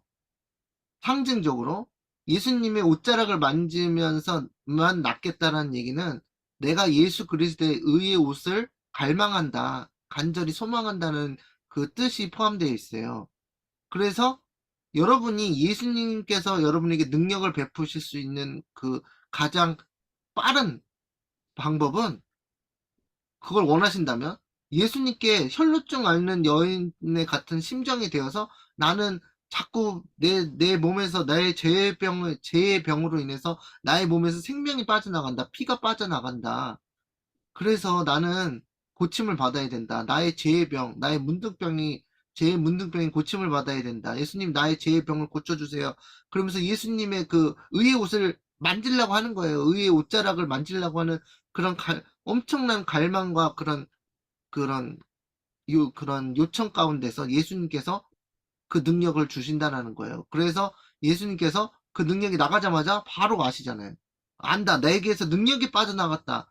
그러니까 그 여자가 딱 나오니까 그 여자에게 우리에게 그 얘기를 들려주기 위해서 성경 이야기를 들려주기 위해서 예수님께서 말씀하시는 거 아니에요. 그것이 나에게 오늘 오면 우리의 삶 속에서 예. 어떻게 적용이 되느냐. 음. 그게 더 중요하지 않을까요? 오늘 네, 내가 근데 정말 화나는 일이 네, 있다. 네. 화나는 일이 있다. 아, 정말 그 뭐 분이 올라온다. 원수가 생겼다. 음, 그랬을 때 어떻게 예수님의 그 옷자락을 만져서 내가 음, 그분의 그 의를 받느냐. 음, 그게 경험이 되어져야죠. 우리가 네, 뭐 혈우병 환자는 다 얘기를 아는데 음, 그것이 나의 삶 속에서 어떻게 적용이 되느냐. 네. 그것이 중요하죠. 네, 굉장히 중요한 말씀 주셨습니다. 그래서 실제로 그거를 예수님의 의의 옷자락을 만나서 능력을 받아야 되는 거예요. 그 여자가 예수님 옷자락을 만졌을 때 그 병이 낫는 능력을 받은 것처럼 우리가 죄의 병을 가지고 내가 다른 사람 미워한다. 그럼 예수님 의의 옷자락을 잡아야 되는 거예요. 그러면 예수님께서 뭘 베푸세요? 능력을 베푸셔서 내가 그 사람을 미워하는 마음에서 해방시켜 주시는 거예요. 근데 그것이 하나님의 능력을 체험하는 거예요. 내 스스로의 능력으로 나오는 게 아니고 예수님의 능력, 창조주의 능력을 경험하는 겁니다. 그래서 예수님이 몇 날 며칠에 네가 나에게 그런 다른 사람을 뭐 교회 어느 집사를 미워하는 마음에서 해방시켜 달라고 내가 요구했을 때 내가 능력을 베풀어서 그 죄에서 떠날 수 있게 그 다른 사람 미워하는 마음을 사라지게 했다라는 것이 레지스터가 되는 거예요. 기록이 되는 거예요. 그래서 예수님이 여러분을 아시는 거예요. 그래서 그런 거를 훈련하는 가운데서 예수님께서 능력을 꼭 체험하시기 바랍니다. 그러면 예수님께서 항상 매일같이 여러분에게 도움을 주시는 그 여러분을 모르실 수가 없게 되는 것입니다. 네. 송 그래서 기사님, 네, 이런 경우는 그러면은 그 혈루병 환자가 예수 의의 옷을 입게 해서 네, 이제 제 경우를 지금 요새 말씀드리는데 네, 그전부터 똑같은 나이의 친구인데 자꾸 나를 밉다는 그런 말이 자꾸 들리거든요. 네, 그럴 때 엄청 미웠어요, 순간. 근데 저는 네, 끝까지는 안 해요. 네, 그리고 잘 풀려요. 근데 요새는 어떤 생각 드냐면은 네, 어느 누가 나를 밉다고 나를 뭐 잘못한다고 해도 내 속은 아니다, 그거는. 그 네, 사람 속안이지. 네, 만약에 그 불편하는 말을 할 때도 네, 그 사람 입이 더럽지 나는 네, 아무 상관없다 이러면서 마음이 엄청 편하거든요. 네. 그게 그 예수님의 의의 옷자락을 만지고자 하는 그런 갈망일까요? 그거는 그거는 아니에요? 하나의 무관심이고 하나의 포기하는 거지 의를 아, 받는 건 아니죠. 그래서 아, 네. 내가 정말 그 사람이 싫은데 그 네. 사람이 자꾸 나를 바더링 했을 때 내가 그 미워하는 그 마음을 예수님께 드리고 정말 의를 달라고 구했을 때 예수님께서 네. 나에게 그 사람을 사랑할 수 있는 마음, 용서와 사랑하는 마음을 주시는 그게 의를 받는 거지. 어, 그냥 내가 이그노하고 그 사람을, 그거는 나의 저거지. 예수님께 의를 받는 건 아닐 거라고 저는 생각이 드는데. 음, 정교사님 말씀하셔요. 네, 아니, 그, 그 원수를 위해서 기도하라는 것이 이제 안 되는 거잖아요.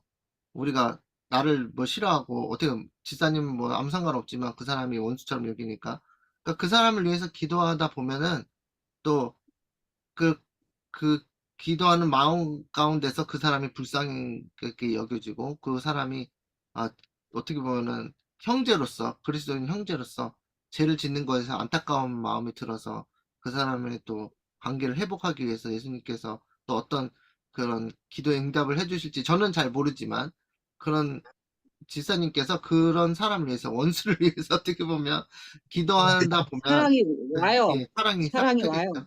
네, 네, 사랑이 와요.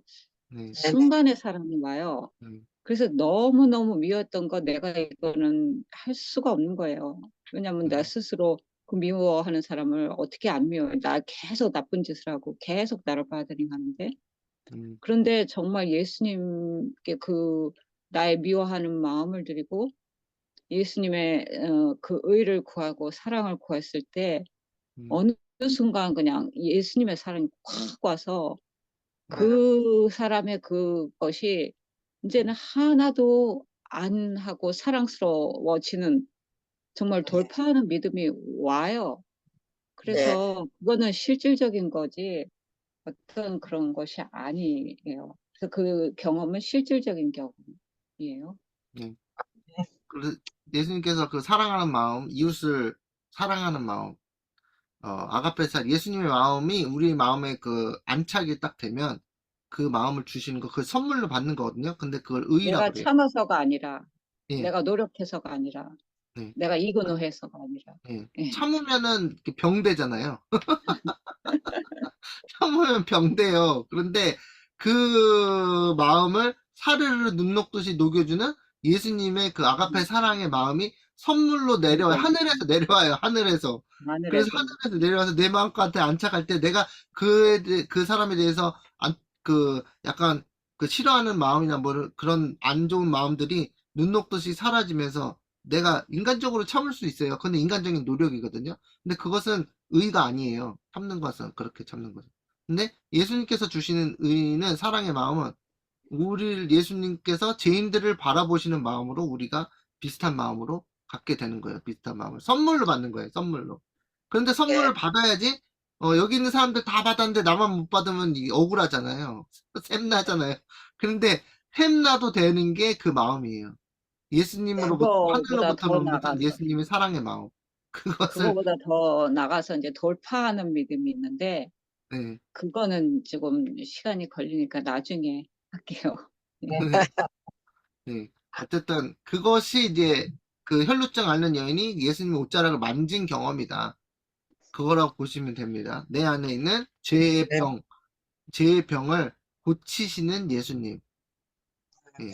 그겁니다. 그거는 이제 모든 다른 기도는요, 뭐, 무엇을 이런 걸 해주세요, 저런 걸 해주세요. 그런 건 다 그게 하나님의 계획에 따라서 응답될 수도 있고 안 될 수도 있고 이게 확신할 수 없는데 내가 다른 사람에 대한 죄의 마음, 이런 거 있잖아요.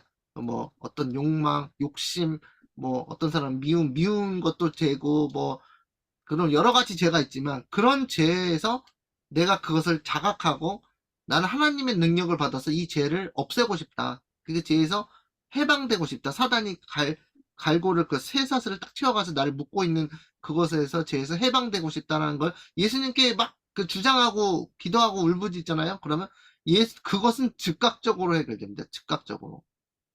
그 하나님께 간절히 바라 그건 죄에서 해방시키는 게 예수님의 가장 큰 목적이기 때문에 그것은 즉각적으로 응답이 오기 때문에 여러분께서 예수님의 능력을 체험하고 싶으면 하늘의 선물을 체험하고 싶으시면 그거를 주장하셔야 됩니다.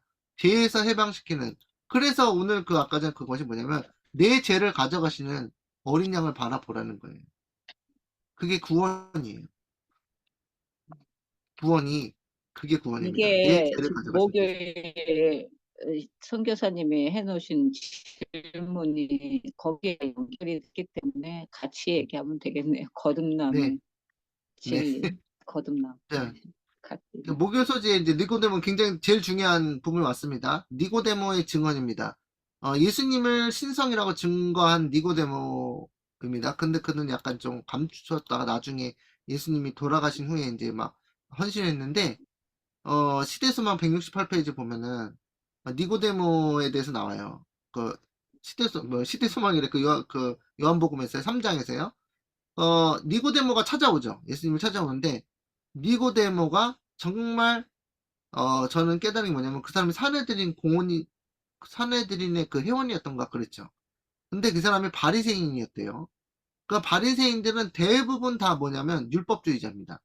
그래서 바리새인으로서 율법주의자고 사내들인 공의회 회원이다 보니까 지금으로 말하면 국회의원 같은 거예요. 우리나라 대통령 국회 있는 그 300명의 국회의원 같은 자리니까 백성들로부터 얼마나 존경을 받았겠어요.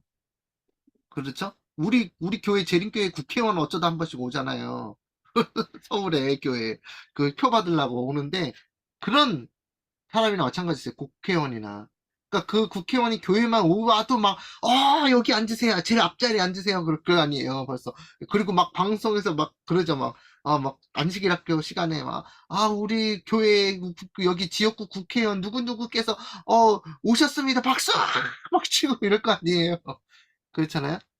그래서 그 정도로 이 대접을 받는 니고데모라는 그 바리새인이 예수님을 찾아왔는데, 어, 니고데모가 율법주의자인 바리새인으로서 그가 깨달았어야 하는 것을 무엇이었냐면 거듭남을 모르고 있었다는 것입니다.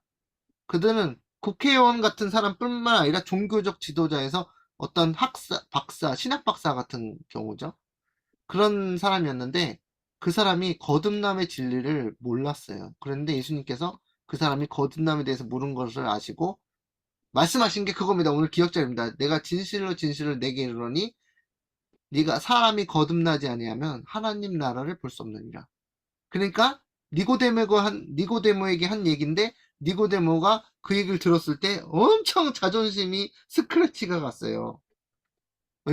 왜냐면 뭐라고? 나는 하늘나라는 따놓은 당상인 줄 알았는데 나보러 이 젊은 예수님이 감히 내가 하늘나라를 가기에는 내가 거듭나지 않았다. 넌 하늘나라에 갈 수 없는 지금 처지에 있다라고 불쌍히 보니까 얼마나 자존심 스크래치 같겠어요.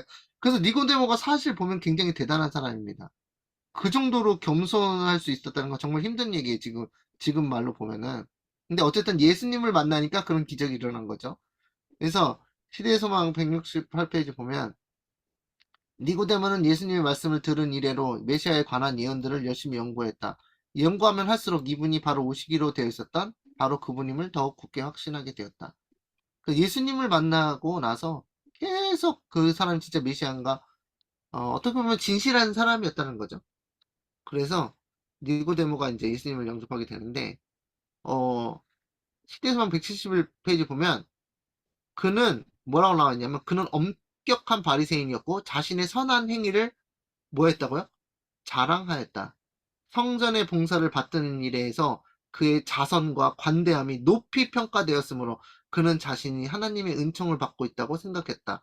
그런데 지금의 상태에서는 하늘나라가 그에게는 너무 깨끗하여 들어가 볼 수 없다는 생각에 깜짝 놀랐다. 깜짝. 그냥 충격 그 자체, 망치로 머리를 한 대 맞은 것처럼. 그러니까 자존심이 스크래치가 가겠죠. 왜냐하면 그 사람은 교회에 가면 어떻게 니고데모씨 어떻게 그렇게 교회에 자선을 많이 하셨어요? 하나님께서 정말 축복을 많이 하셨군요. 네, 아무것도 아닙니다 하면서 선한 행위를 자랑하면서 바리새인이면서 하나님 율법을 지킨다고 온 백성들과 교인들에게 박수를 받으면서 존경을 받는데 예수님을 딱 만났는데 뭐라 그래요? 너는 거듭나야 하늘에 가겠다 그러는 거예요. 근데 여러분 이게요 오늘날에 이게 없는 일일까요? 오늘날에 여러분 교회에 뭐 어느 교회에 계신지 각자 교회 계시겠지만 여러분 교회에서 가장 훌륭한 분이 100% 거듭난 사람일까요? 가장 훌륭하다고 막 존경받고 박수 받는 사람이 저는요 이때나 지금이나 거의 똑같다고 봅니다. 여러분이 예수님과 같은 시선을 가지셔야 돼요. 의외로 의외로 우리가 사람들에게 존경을 받고 박수 받는 사람이 어험하면서 자신의 하늘나라는 따놓은 당상이지 하면서 다른 사람을 무시하고 있을지 모릅니다. 이거 굉장히 중요한 포인트예요.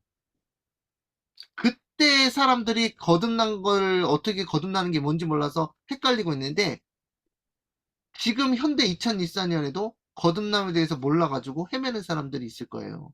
근데 그건 세상에서가 아니라 교회 안에서. 교회 안에서. 그런데 니고데모처럼 깜짝 놀라는 사람이 있을 거예요. 자기는 교인들에게도 칭찬받고 박수받고 존경을 받는 사람이었는데 그러고 자신은 하나님의 은총을 받고 있다고 생각하고 있었는데 예수님이 딱 만나서 어느 날 갑자기 너는 거듭나지 않았어. 거듭나야지 하늘에 가. 이것을 오늘날에도 반복되고 있는 일입니다. 그래서 이거 보면은 이제 니고데모 이야기하면 전혀 딴 나라 이야기하는 딴 세상 이야기하는 게 아니고요. 오늘날 현실에 대해서 얘기하고 있는 거예요. 특히 제7일 안식 외 재림교회에 그런 일이 많을 수 있는 게 뭐냐면 다른 교회는 그냥 율법주의자가 아니고 뭐냐면 무법주의자들이에요. 그 사람들은 그냥 하나님 계명을 지킬 필요가 없다고 대부분 얘기하는 사람들인데 하나님의 계명을 지킨다고 공언하는 교회에서 그런 일이 더 니고데모 같은 사람들이 더 많다는 거예요. 왜냐하면 그 사람들은 하나님 계명 율법을 지킨다고 막 이렇게 은근히 자신감을 가지고 있거든요.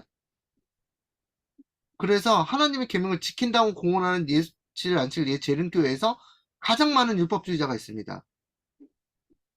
니고데모처럼, 근데 제가 바리새인처럼. 이렇게 네. 믿음으로 말미암는 의를 한다는 사람들을 이렇게 가만히 들여다보고 그들의 말을 이렇게 들여다보면요, 정말 그들이 말로는 믿음으로 말미암는 의를 행한다고 생각을 하고 있는데 가만히 들여다보면 그들도 율법주의자예요. 그래서 정확하게 이게 거듭남과 믿음으로 말미암는 의를 정확하게 깨닫지를 못하는 거예요. 음, 그래서 우리가 정말 정확하게 깨닫는 게, 그래서 침례 요한도 그 하나님의 뜻을 정확하게 깨닫지 못함으로 낙심이 됐었잖아요. 네. 그와 마찬가지로 지금도 정확하게 그게 무엇을 말하는지 경험이 되어지고, 음, 그렇게 하지 않으면 음, 본인들은 정말 그 자유주의 외치고 그 믿음으로 말미암는 외치긴 하지만 율법주의자가 아니라고 자기들이 얘기하지만 그들의 그 말과 행동 속에서는 결국은 율법을 음, 행함으로 하고 있더라고요. 음. 그래서 잘 생각을 해야 될 것 같아요, 이거는. 예, 저 감사합니다. 그 집사님 말씀하신 것처럼 정말요. 이게요. 니고데모가요. 우리가 읽으면서 아 저거는 우리랑 상관없는 얘기인데 아니에요. 굉장히 니고데모 같은 일이 많이 벌어지고 있습니다. 특히 또 우리 교회 안에서 박수 문화가 들어가지고 사람들을 존경하고 막 그 사람들에게 박수 치고 믿음이 어떻게 그만큼 좋으세요? 그러면요 어깨가 막 으쓱해져요. 그리고 특히 또 어떤 사람이에요? 자선과 관대함 막 교회에서 활동을 또 많이 해. 그래서 지금 누구를 찝는 게 아니고요. 그러한 현상들이 교회에 많이 있고 그들이 하나님의 일을 많이 하고 있으므로 그들이 하나님의 은총을 받고 있다고 생각하면서 그런데 어쨌든 니고데모도 그런 상태에 있었지만 누굴 만났어요? 예수님을 만났어요. 예수님을 만나서 뭘 깨달았을까요? 자신이 거듭나지 않았다는 걸 깨달았어요. 그래서 교회에서 뭐 누구든지 뭐 누구를 찝어서 얘기하는 게 아니라 우리 다 스스로에게 얘기하는 겁니다. 우리 스스로 생각해 보셔야 돼요. 내가 진짜 거듭났나? 내가 정말 물과 성령으로 거듭난 사람인가? 그런데 그걸 이제 증거가 필요하잖아요. 그걸 이제 자가 진단 있잖아요. 코로나를 진단하듯이 코로나 진단 키트가 있듯이 그것을 이제 우리가 이제 보도록 하겠습니다. 성령으로 거듭난다는 것은 무엇이냐? 세대수망 172페이지에 예수께서는 계속해서 말씀하셨다. 이거는요, 이제 수박 겉핥기예요. 오늘 시간을 다 커버하지 못하는데, 여러분 시대수망에서 니고데모 장을 쫙 읽어보세요. 전체적으로. 니고데모 장을요. 그거를요, 네, 10번, 20번을 읽어도 네, 사실은 감이 안 오더라고요. 네, 예전에, 네, 예전에 그거를 뭐 10번, 20번 읽어보라 그래서 10번, 20번도 읽어봤어요. 네. 무슨 말을 하는지 모르겠더라고요. 아, 그래서 경험이 되어지지 않고 음. 우리가 그러지 않으면 이거를 100번을 읽는다고 그래도 되지를 않더라고요. 그래도 안 읽는 이해가 것보단 안 돼. 나으니까. 네. 그래서 니고데모 장 그렇죠. 있잖아요. 그래서만 거기 읽어보시면 이제 그 기도하는 마음으로 읽어보시면서 우리가 예, 성령께서 역사하셔서 성령이 가르쳐 주시는 네, 거를 굉장히 구해야 될 것 같아요. 네, 아멘. 자, 예수께서 계속해서 말씀하셨다. 육으로 난 것은 육이요, 성령으로 난 것은 영이니 본성적으로 사람의 마음은 악하다. 요거를 인정하셔야 됩니다. 요거.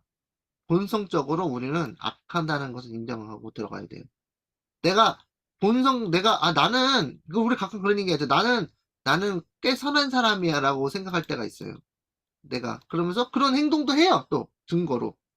그런데 하나님께서 말씀하신 거 뭐냐면 본성적으로 약하다고요. 선한 어떻게 보면 우리는 막 예수님을 믿고서 예수님의 마음이 어느 정도 있어서 선한 행위를 할 수도 있어요. 그걸 부정한 건 아닌데 우리는 어떤 경우에 선한 일을 하는 것조차도 내 자신을 드러내기 위해서 하는 경우도 있어요. 아, 내가 선하다는 걸 좀 볼까? 그러면서 선한 일을 해. 근데 그 말을 생각을 하지 않는데 은근히 자신의 선함을 통해서 다른 사람에게 이미지를 심어줘요. 아, 저 사람은 김용훈 성교사 저 사람, 저 선한 사람이야. 라는 이미지를 심기 위해서 그렇게 한다고요. 근데 그건 세상 사람도 그렇게 합니다. 안 믿는 사람도 어떻게 하냐면, 막 뉴스에 자기 이름으로 1,500만 원 보내요. 막그 연말에. 그러면 뉴스에서 막 보여주잖아요. 어디 사장 누구 김 아무개가 1,500만 원을 불우이웃을 돕기 위해서 보냈습니다. 감사드립니다. 하면서 이름이 딱 그거를 바라고 돈을 보낸다고요. 이 죄인들도 하나님 믿지 않는 사람들도 그러니까 하나님 믿는 사람들도 그런 일을 한단 말이에요. 똑같이. 그래서 그러므로 누가 깨끗한 것을 더러운 것 가운데서 낼 수 있으리까? 하나도 없습니다. 성경 말씀이 맞겠죠? 그래서 우리 마음에서 깨끗한 것을 낼 수가 없다라는 걸 인정해야 됩니다. 그래서 어떤 인간의 발명품이라도 죄 지은 영혼을 위한 치료제를 발견할 수 없다. 육신의 생각은 하나님과 원수가 되나니 이는 하나님의 법에 굴복하지 아니할 뿐 아니라 할 수도 없습니다. 성경 말씀에 뭐라 그러냐면 우리가 가지고 육신적인 생각은 하나님의 뭐를 모른다면 알면서도 그러지만 우리의 가진 생각은 하나님과 항상 원수가 돼요. 원수. 반대가 대적이 돼요. 대적. 반항이 되는 거예요. 그래서 하나님의 법에 하나님의 계명이 굴복하지 않아요. 근데 그게 안 하는 걸 하나님께서 뭐라고 그러냐면 아예 그건 할 수가 없어. 그래서 하나님 계명을 우리에게 주셨는데 하나님께서 계명을 지키라고 십계명을 주셨는데 십계명을 지킬 수가 없다는 걸 하나님께서 아시고 주신 거예요. 그런데 그 십계명을 지킬 수 있기 위해서는 누굴 찾아야 된다? 예수님을 찾아야 된다. 그러한 이유를 주신 거예요. 너 지키지 못할 거 지켜봐라 하는 게 아니라 너 지키지 못할 거를 느끼고 누가 필요함을 깨달아라. 그리스도가 필요한 것을 깨달아라 그거예요. 마음에서 나오는 것은 악한 생각과 살인과 간음과 음란과 도적질과 거짓 증거와 회방이다. 이것이 인간의 마음에서 나오는 것들이에요. 내 마음에서. 그러니까 괜히 인정하기 싫잖아요. 나는 그래도 꽤 괜찮은 사람인 줄 알고 있는데 나는 사람들한테 칭찬도 받고 박수도 받고 교회에서 존경도 받는데 내 마음에서 맨날 악한 생각과 살인과 다른 사람 미워하는 마음과 음란함과 도적질, 거짓 증거, 거짓말, 입만 벌리면 거짓말 이런 것들이 나온다고 하는 악마라고 얘기하니까 기분이 안 좋잖아요. 내 자신을 그렇게 평가하기에. 그래서 그걸 인정을 잘 안 한다고요, 사람들이. 체면을 생각해서. 그런데 그것과는 상관없이 내가 얼마나 그 교회에서 칭찬받는 사람이든 어떤 사람이든 상관없이 내가 이런 내 마음속의 내 마음속 샘의 근원에서는 항상 이런 것들만 올라온다는 죄인인 것을 철저하게 그걸 깨닫고 인정을 해야지 내가 누가 필요한 것을 절실히 깨닫냐면 그 세주가 예수 그리스도께서 내 마음에 오셔야 된다는 것을 간절히 깨닫는다는 거예요. 그래서 마음의 냇물이 맑게 되려면 먼저 마음의 샘이 정결하게 되어야 된다. 그러니까 그 샘물은 맨날 더러운 것만 나오는 꾸정물만 나오는 샘이 있으면 계속 내 안에서는 꾸정물만 나올 수밖에 없는 거예요. 꾸정물이 나왔으니까 싹 청소하고 깨끗하게 만들었지? 그럼 그 다음에 뭐가 올라요? 꾸정물이 또 나와요. 왜냐면 근원이 그거니까 근원이. 그러니까 우리의 정신 마음의 근원이 모든 사단의 그 후예로 되어 있으니까 사단의 백성으로 되어 있으니까 항상 내 안에서는 샘이 꾸정물만 나올 수 있다는 걸 나온다는 걸 인정을 해야 된다는 거예요. 거기서부터 자신을 진단을 그렇게 하는 것부터 시작해야지 내가 그리스도가 필요하고 내 삶에 예수님의 능력 없으면 나는 항상 꾸정물을 내는 사람이란 걸 인지하고 들어가야지 매일같이 예수님을 찾게 된다는 거예요. 그래서 구세주로서 자기 자신의 행위로 여기 보면은 자기 자신의 행위로 여러분 뭐 어떤 행위 많이 하시죠?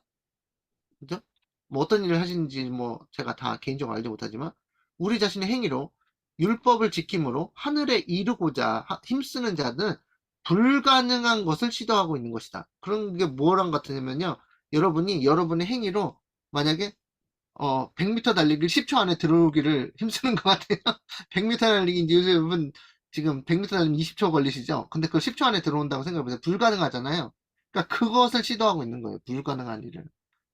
우리 자신의 행위로 율법을 지킴으로 하늘에 이르고자 힘쓰는 자들은 불가능한 것을 시도하는 것이다. 이것이 니고데모가 하고 있었던 일이에요.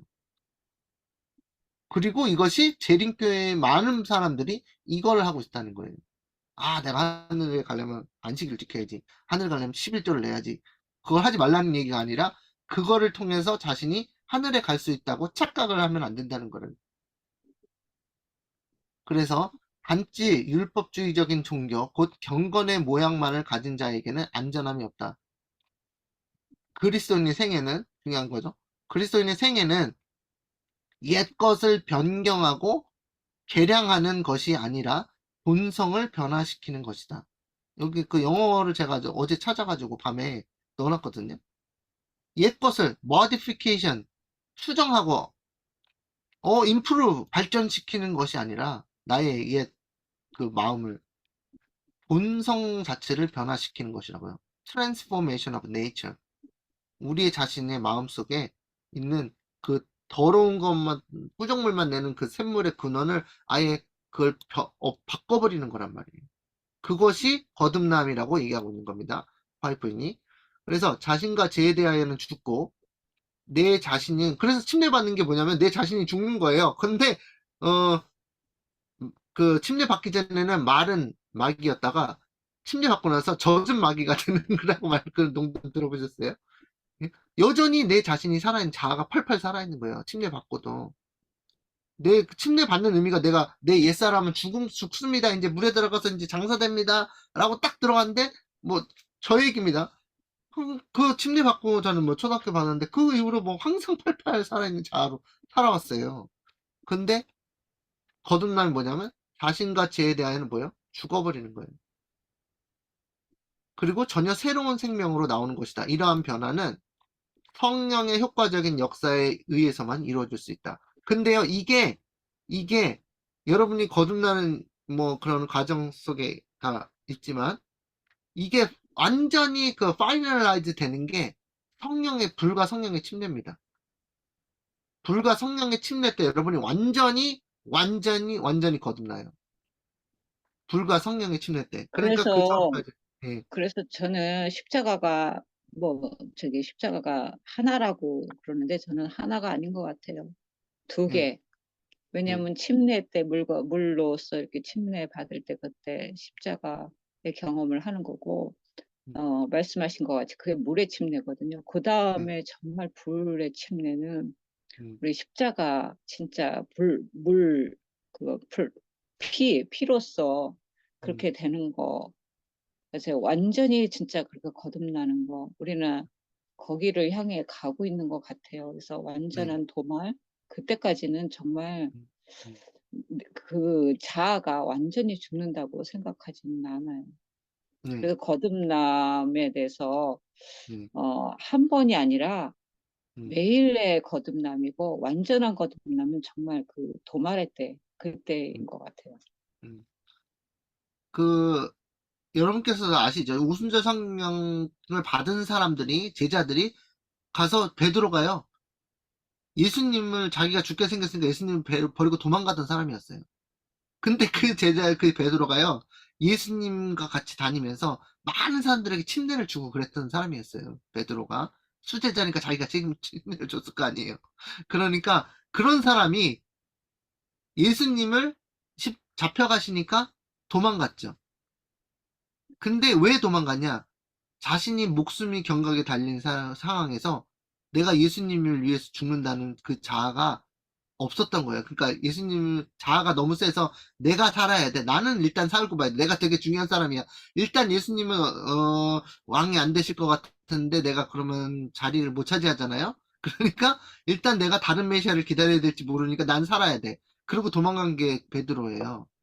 그런데 베드로가 오순절 성령을 받고 나서 나중에 이제 끝에 인생의 끝에 가서 하나님께서 어떻게 인도하셨냐면 베드로가요. 그거 다 아시는 내용이죠. 성경에 나오지 않지만 십자가에 달릴 때 난 예수님처럼 똑바로 달리면 안 된다. 나를 거꾸로 매달아 달라 그랬잖아요. 그랬다는 게 이제 그게 나오는데 문헌에 나오는데 그거를 주장하면서 순교를 한 사람이 되었어요. 그러니까 자아를 완전히 버린 거죠. 자신과 죄에 대하여는 어떻게 했어요? 죽었어요. 그래서 불과 성령의 침례를 받은 것이 베드로가 확실하죠. 그래서 이렇게 되는 상태까지 나아가는 겁니다. 그래서 완전히 거듭나는 거, 완전히 불과 성령의 침례를 그래서 예수님께서 주시는 거예요. 그래서 그때 그 표대를 향해서 달려가는 겁니다. 네, 이미사님 말씀하신 것처럼 표대를 향해서. 근데 이런 변화는 내가 자아를 죽고 포기하고 하는 그 변화는 내 스스로 할 수 있는 게 아니고 성령의 효과적인 역사에 의해서만 이루어질 수 있다는 거예요. 그래서 모든 구원이 예수 그리스도 하나님의 공로인 거예요. 내가 그런 사람이 될 수 있게 만들어주는 거. 그래서 우리의 본성의 변화를 이뤄내는 거. 그것이 이제 구속의 역사고 우리가 이제 그런 과정 속에 있는 겁니다. 근데 이미 이런 일을 하시는 분들이 있을 거예요. 그죠? 세상적으로. 다 순교하고 역사적으로 순교하고 사람들이 많았잖아요. 그래서 그 하나님께서 어떻게 이런 일이 있을까요? 이렇게 하지만 다 그것을 하나님께서 수천 년 동안 해 오셨다. 그 일을 이뤄 오셨다. 그러니까 우리에게도 이루실 수 있다. 그 희망적인 내용입니다. 그다음에 새로운 마음의 창조입니다. 거듭남의 역사에 관한 이스라엘의 무지는 변명할 여지가 없었다. 휴대소망 174페이지예요. 거듭남의 역사에 대해서 관해서 이스라엘 사람들이 무지했는데 누가 무지했냐면 니고데모가 특히 그랬어요. 다른 사람도 마찬가지지만 근데 그 무지는 약간 변명거리가 없었어요. 왜냐하면 이사야는 성령의 감동을 받아서 이렇게 기록하였다. 대저 우리는 다 부정한 자 같아서 우리의 의는 다 뭐 같다고요? 다 더러운 옷 같으며. 근데 이걸 인정을 안 하는 사람들이 이스라엘 사람들이었어요. 다윗은 하나님이여 내 속에 정한 마음을 창조하시고 내 안에 정직한 영을 새롭게 하소서라고 기도하였다. 에스겔을 통하여 이런 약속이 주어진 바 되었다. 또 새로운 영을 너희 속에 두고 새로운 마음을 너희에게 주되 너희 육신에서 굳은 마음을 제하고 부드러운 마음을 줄 것이며 또 내 영, 성령이죠. 성령을 너희 속에 두어 너희로 내 율례를 그러니까 다시 말해서 하나님의 계명을 지키게 하리니 너희가 내 규례를 지켜 행할지라. 그러니까 여러분이 하나님의 영, 새로운 마음, 새 영을 받아야지 뭘 지킬 수 있다고 얘기하고 있어요?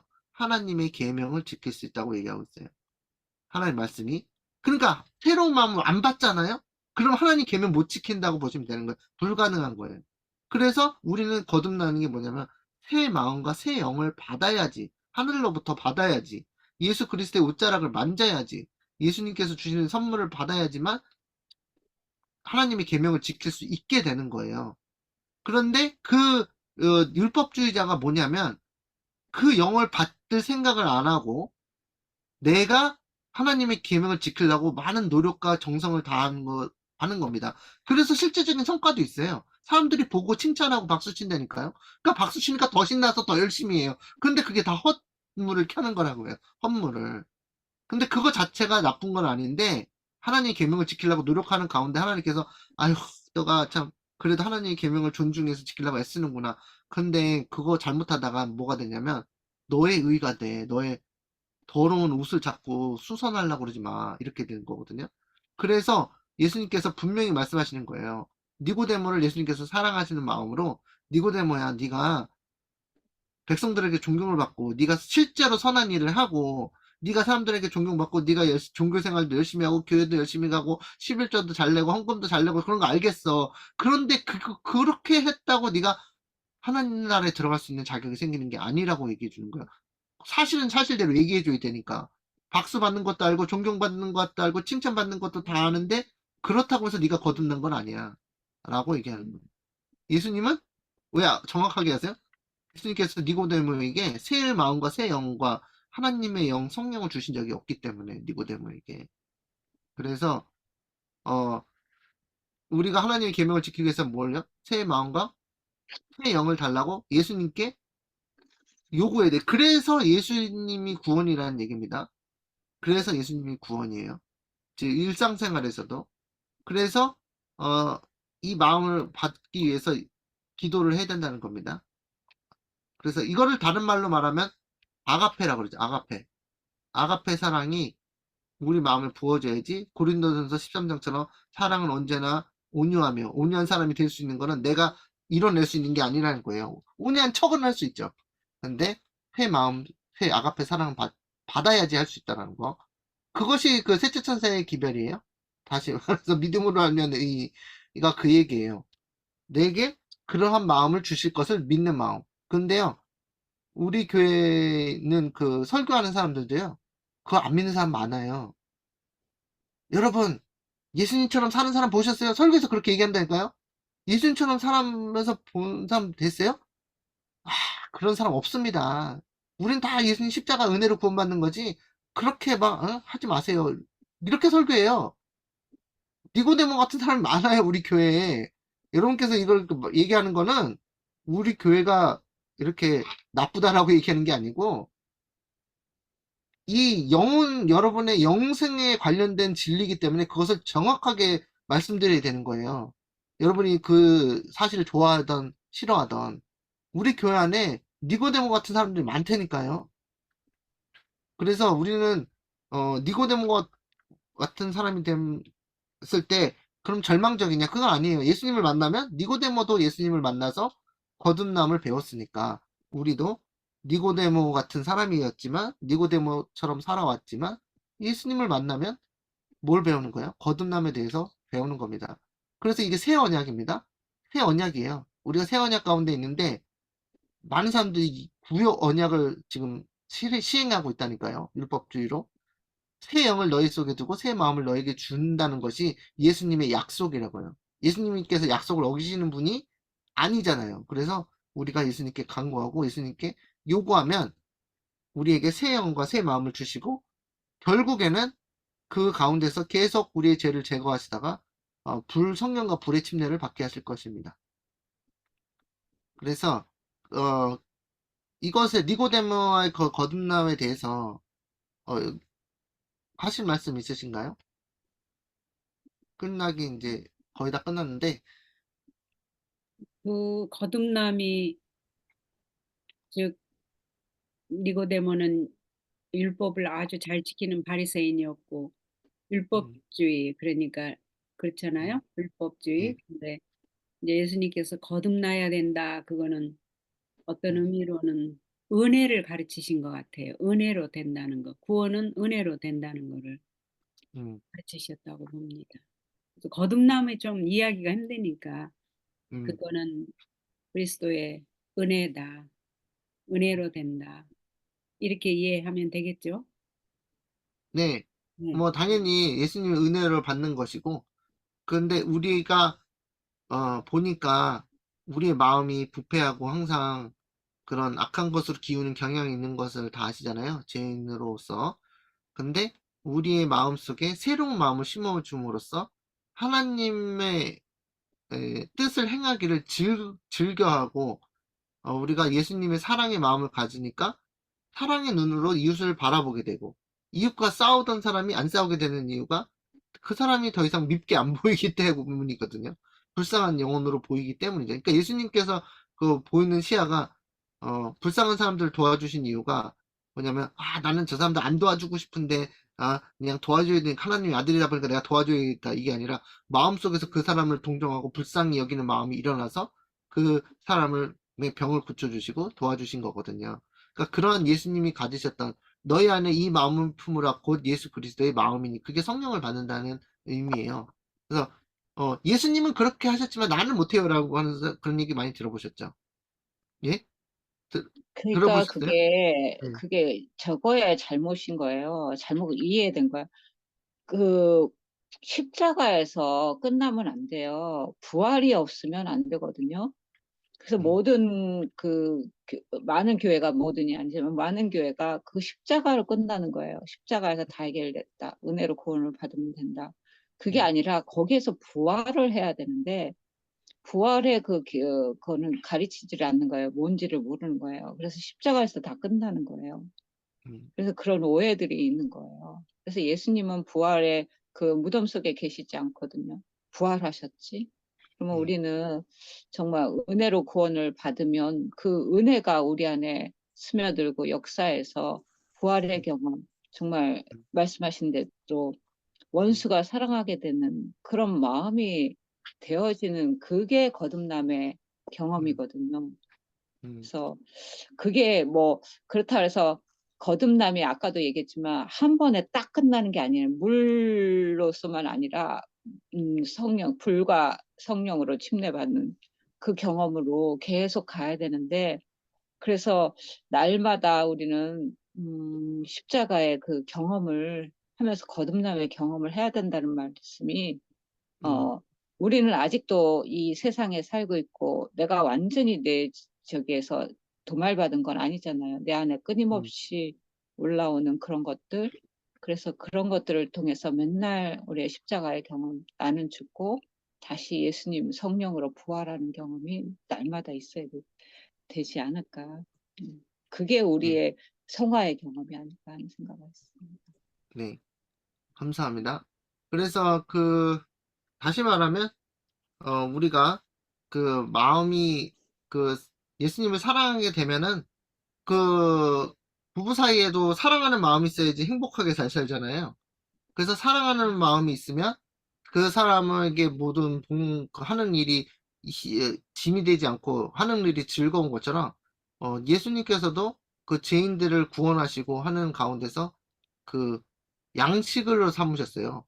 그 예수님께서 사마리아 여인에게 그 구원의 기별을 전했을 때 사람들 제자들이 먹을 걸 사러 갔다가 예수님께 먹을 걸 주시니까 아 나는 됐다. 나는 내 양식은 따로 있느니라 하니까 예수님께 누가 먹을 걸 갖다 드렸어 했지만 예수님은 그 영혼을 구원하는 가운데서 즐거움과 기쁨을 얻으셨거든요.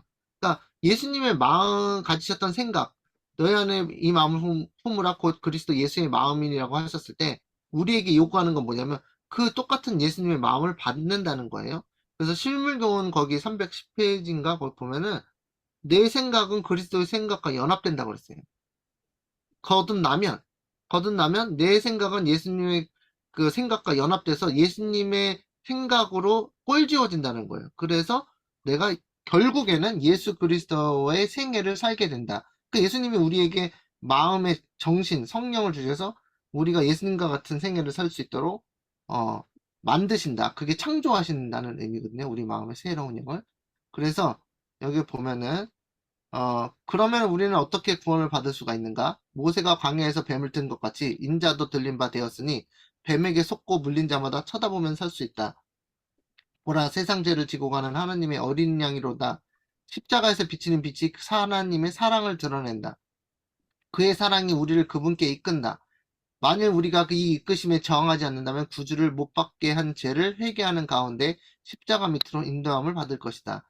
그때 믿음으로 말미암아 하나님의 영이 사람의 심령에 새 생명을 준다.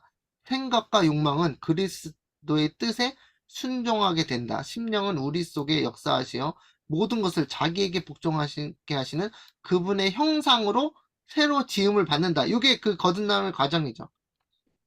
내 안에 새로운 새로운 정신이 들어와서 내 생각이 변화된다는 거예요. 그래서 내 안에 내 생각을 살아가는 게 예수님의 생각을 품고 살아가다 보면 어떻게 돼요? 예수님의 형상으로 새로 창조를 받는다는 거죠. 정신이요. 육체가 아니라. 그래서 그때 하나님의 율법이 나의 심령에 쓰여지게 되며 우리는 그리스도와 더불어 나의 하나님이여 내가 주의 뜻 행하기를 즐기나이다라고 말할 수 있게 된다. 주님의 뜻을 행하는 것이 즐겁게 된다. 되는 거예요. 되는 거. 내가 억지로 하는 게 아니라 그 마음에 하나님의 사랑과 은혜가 넘치기 때문에 내가 부자가 되니까 다른 사람에게 나눠줄 수 있게 되는 거예요. 그죠? 내가 가난하면 나눠줄 수 없죠. 근데 하나님의 은혜가 흐르고 넘치면 내가 다른 사람에게 나눠줄 수 있는 사람이 된다는 거죠. 근데 그것이 모두 다 새로운 영을 받았을 때 일어나는 일이다. 그래서 그것을 이제 거듭남이라고 하는 것입니다. 그래서 물과 성령으로 하나님의 거룩한 정신으로 다시 태어나야 된다 그 얘기예요. 하나님의 정신은 사랑의 정신이고 아가페 사랑의 정신이 내 마음을 심겨진다는 얘기예요. 그러면 인간적으로는 여러분이 그 내 이웃을 내 몸과 같이 사랑하지 않잖아요. 그렇죠? 나는 나고 너는 너야. 이런 식으로 이기심적인 마음이 있잖아요. 그것이 바로 하나님의 영을 못 받았다는 증거예요. 하나님의 영을 못 받았기 때문에 내 이웃을 내 몸과 같이 사랑하지 않는 겁니다. 그래서 그런 내가 내 이웃을 내 몸과 같이 사랑하지 않는 것을 발견하면 내가 하나님의 영을 더 많이 받아야 되겠구나. 하나님의 사랑을 더 많이 받아야 되겠구나. 그렇게 내가 누굴 필요를 느끼게 되는 거예요. 내가 라우디게 교인의 특징이 나는 부자라 부유하여 내가 부족한 것이 없다 하나 예수님은 어떻게 보세요? 네? 헐거벗었고 눈이 멀었고 가난한 것을 네가 모른다 그랬잖아요. 그런 것처럼 내 안에 그 부족한 것을 깨닫지 못하면 예수님의 필요를 느끼지 않습니다. 그러나 내 안에 내 이웃을 내 몸과 같이 사랑하는 그런 마음과 사랑이 없다는 것은 곧 예수님께서 내 안에 계신 것이 아니다. 내 안에 사랑이 없다. 예수님의 그 성령, 예수 그리스도의 영이 없다. 그리스도의 영이 없으면 하나님의 사람이 아니다라고 얘기했거든요. 성경 말씀에. 그래서 그것을 꼭 참고하셔서 내 안에 그리스도의 사랑이 흘러 넘치는가? 없으면 나 받아야 되겠다. 예수님한테 요구하셔서 그걸 받아내셔야 되는 거.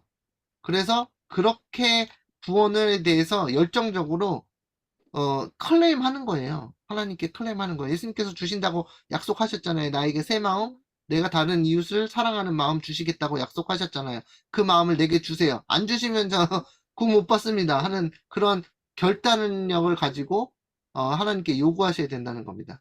그래서 그렇게 결단력을 가지고 예수님께 예수님의 마음을 얻어내시기 바라면서 교과를 마치도록 하겠습니다. 아멘. 일단 기도하고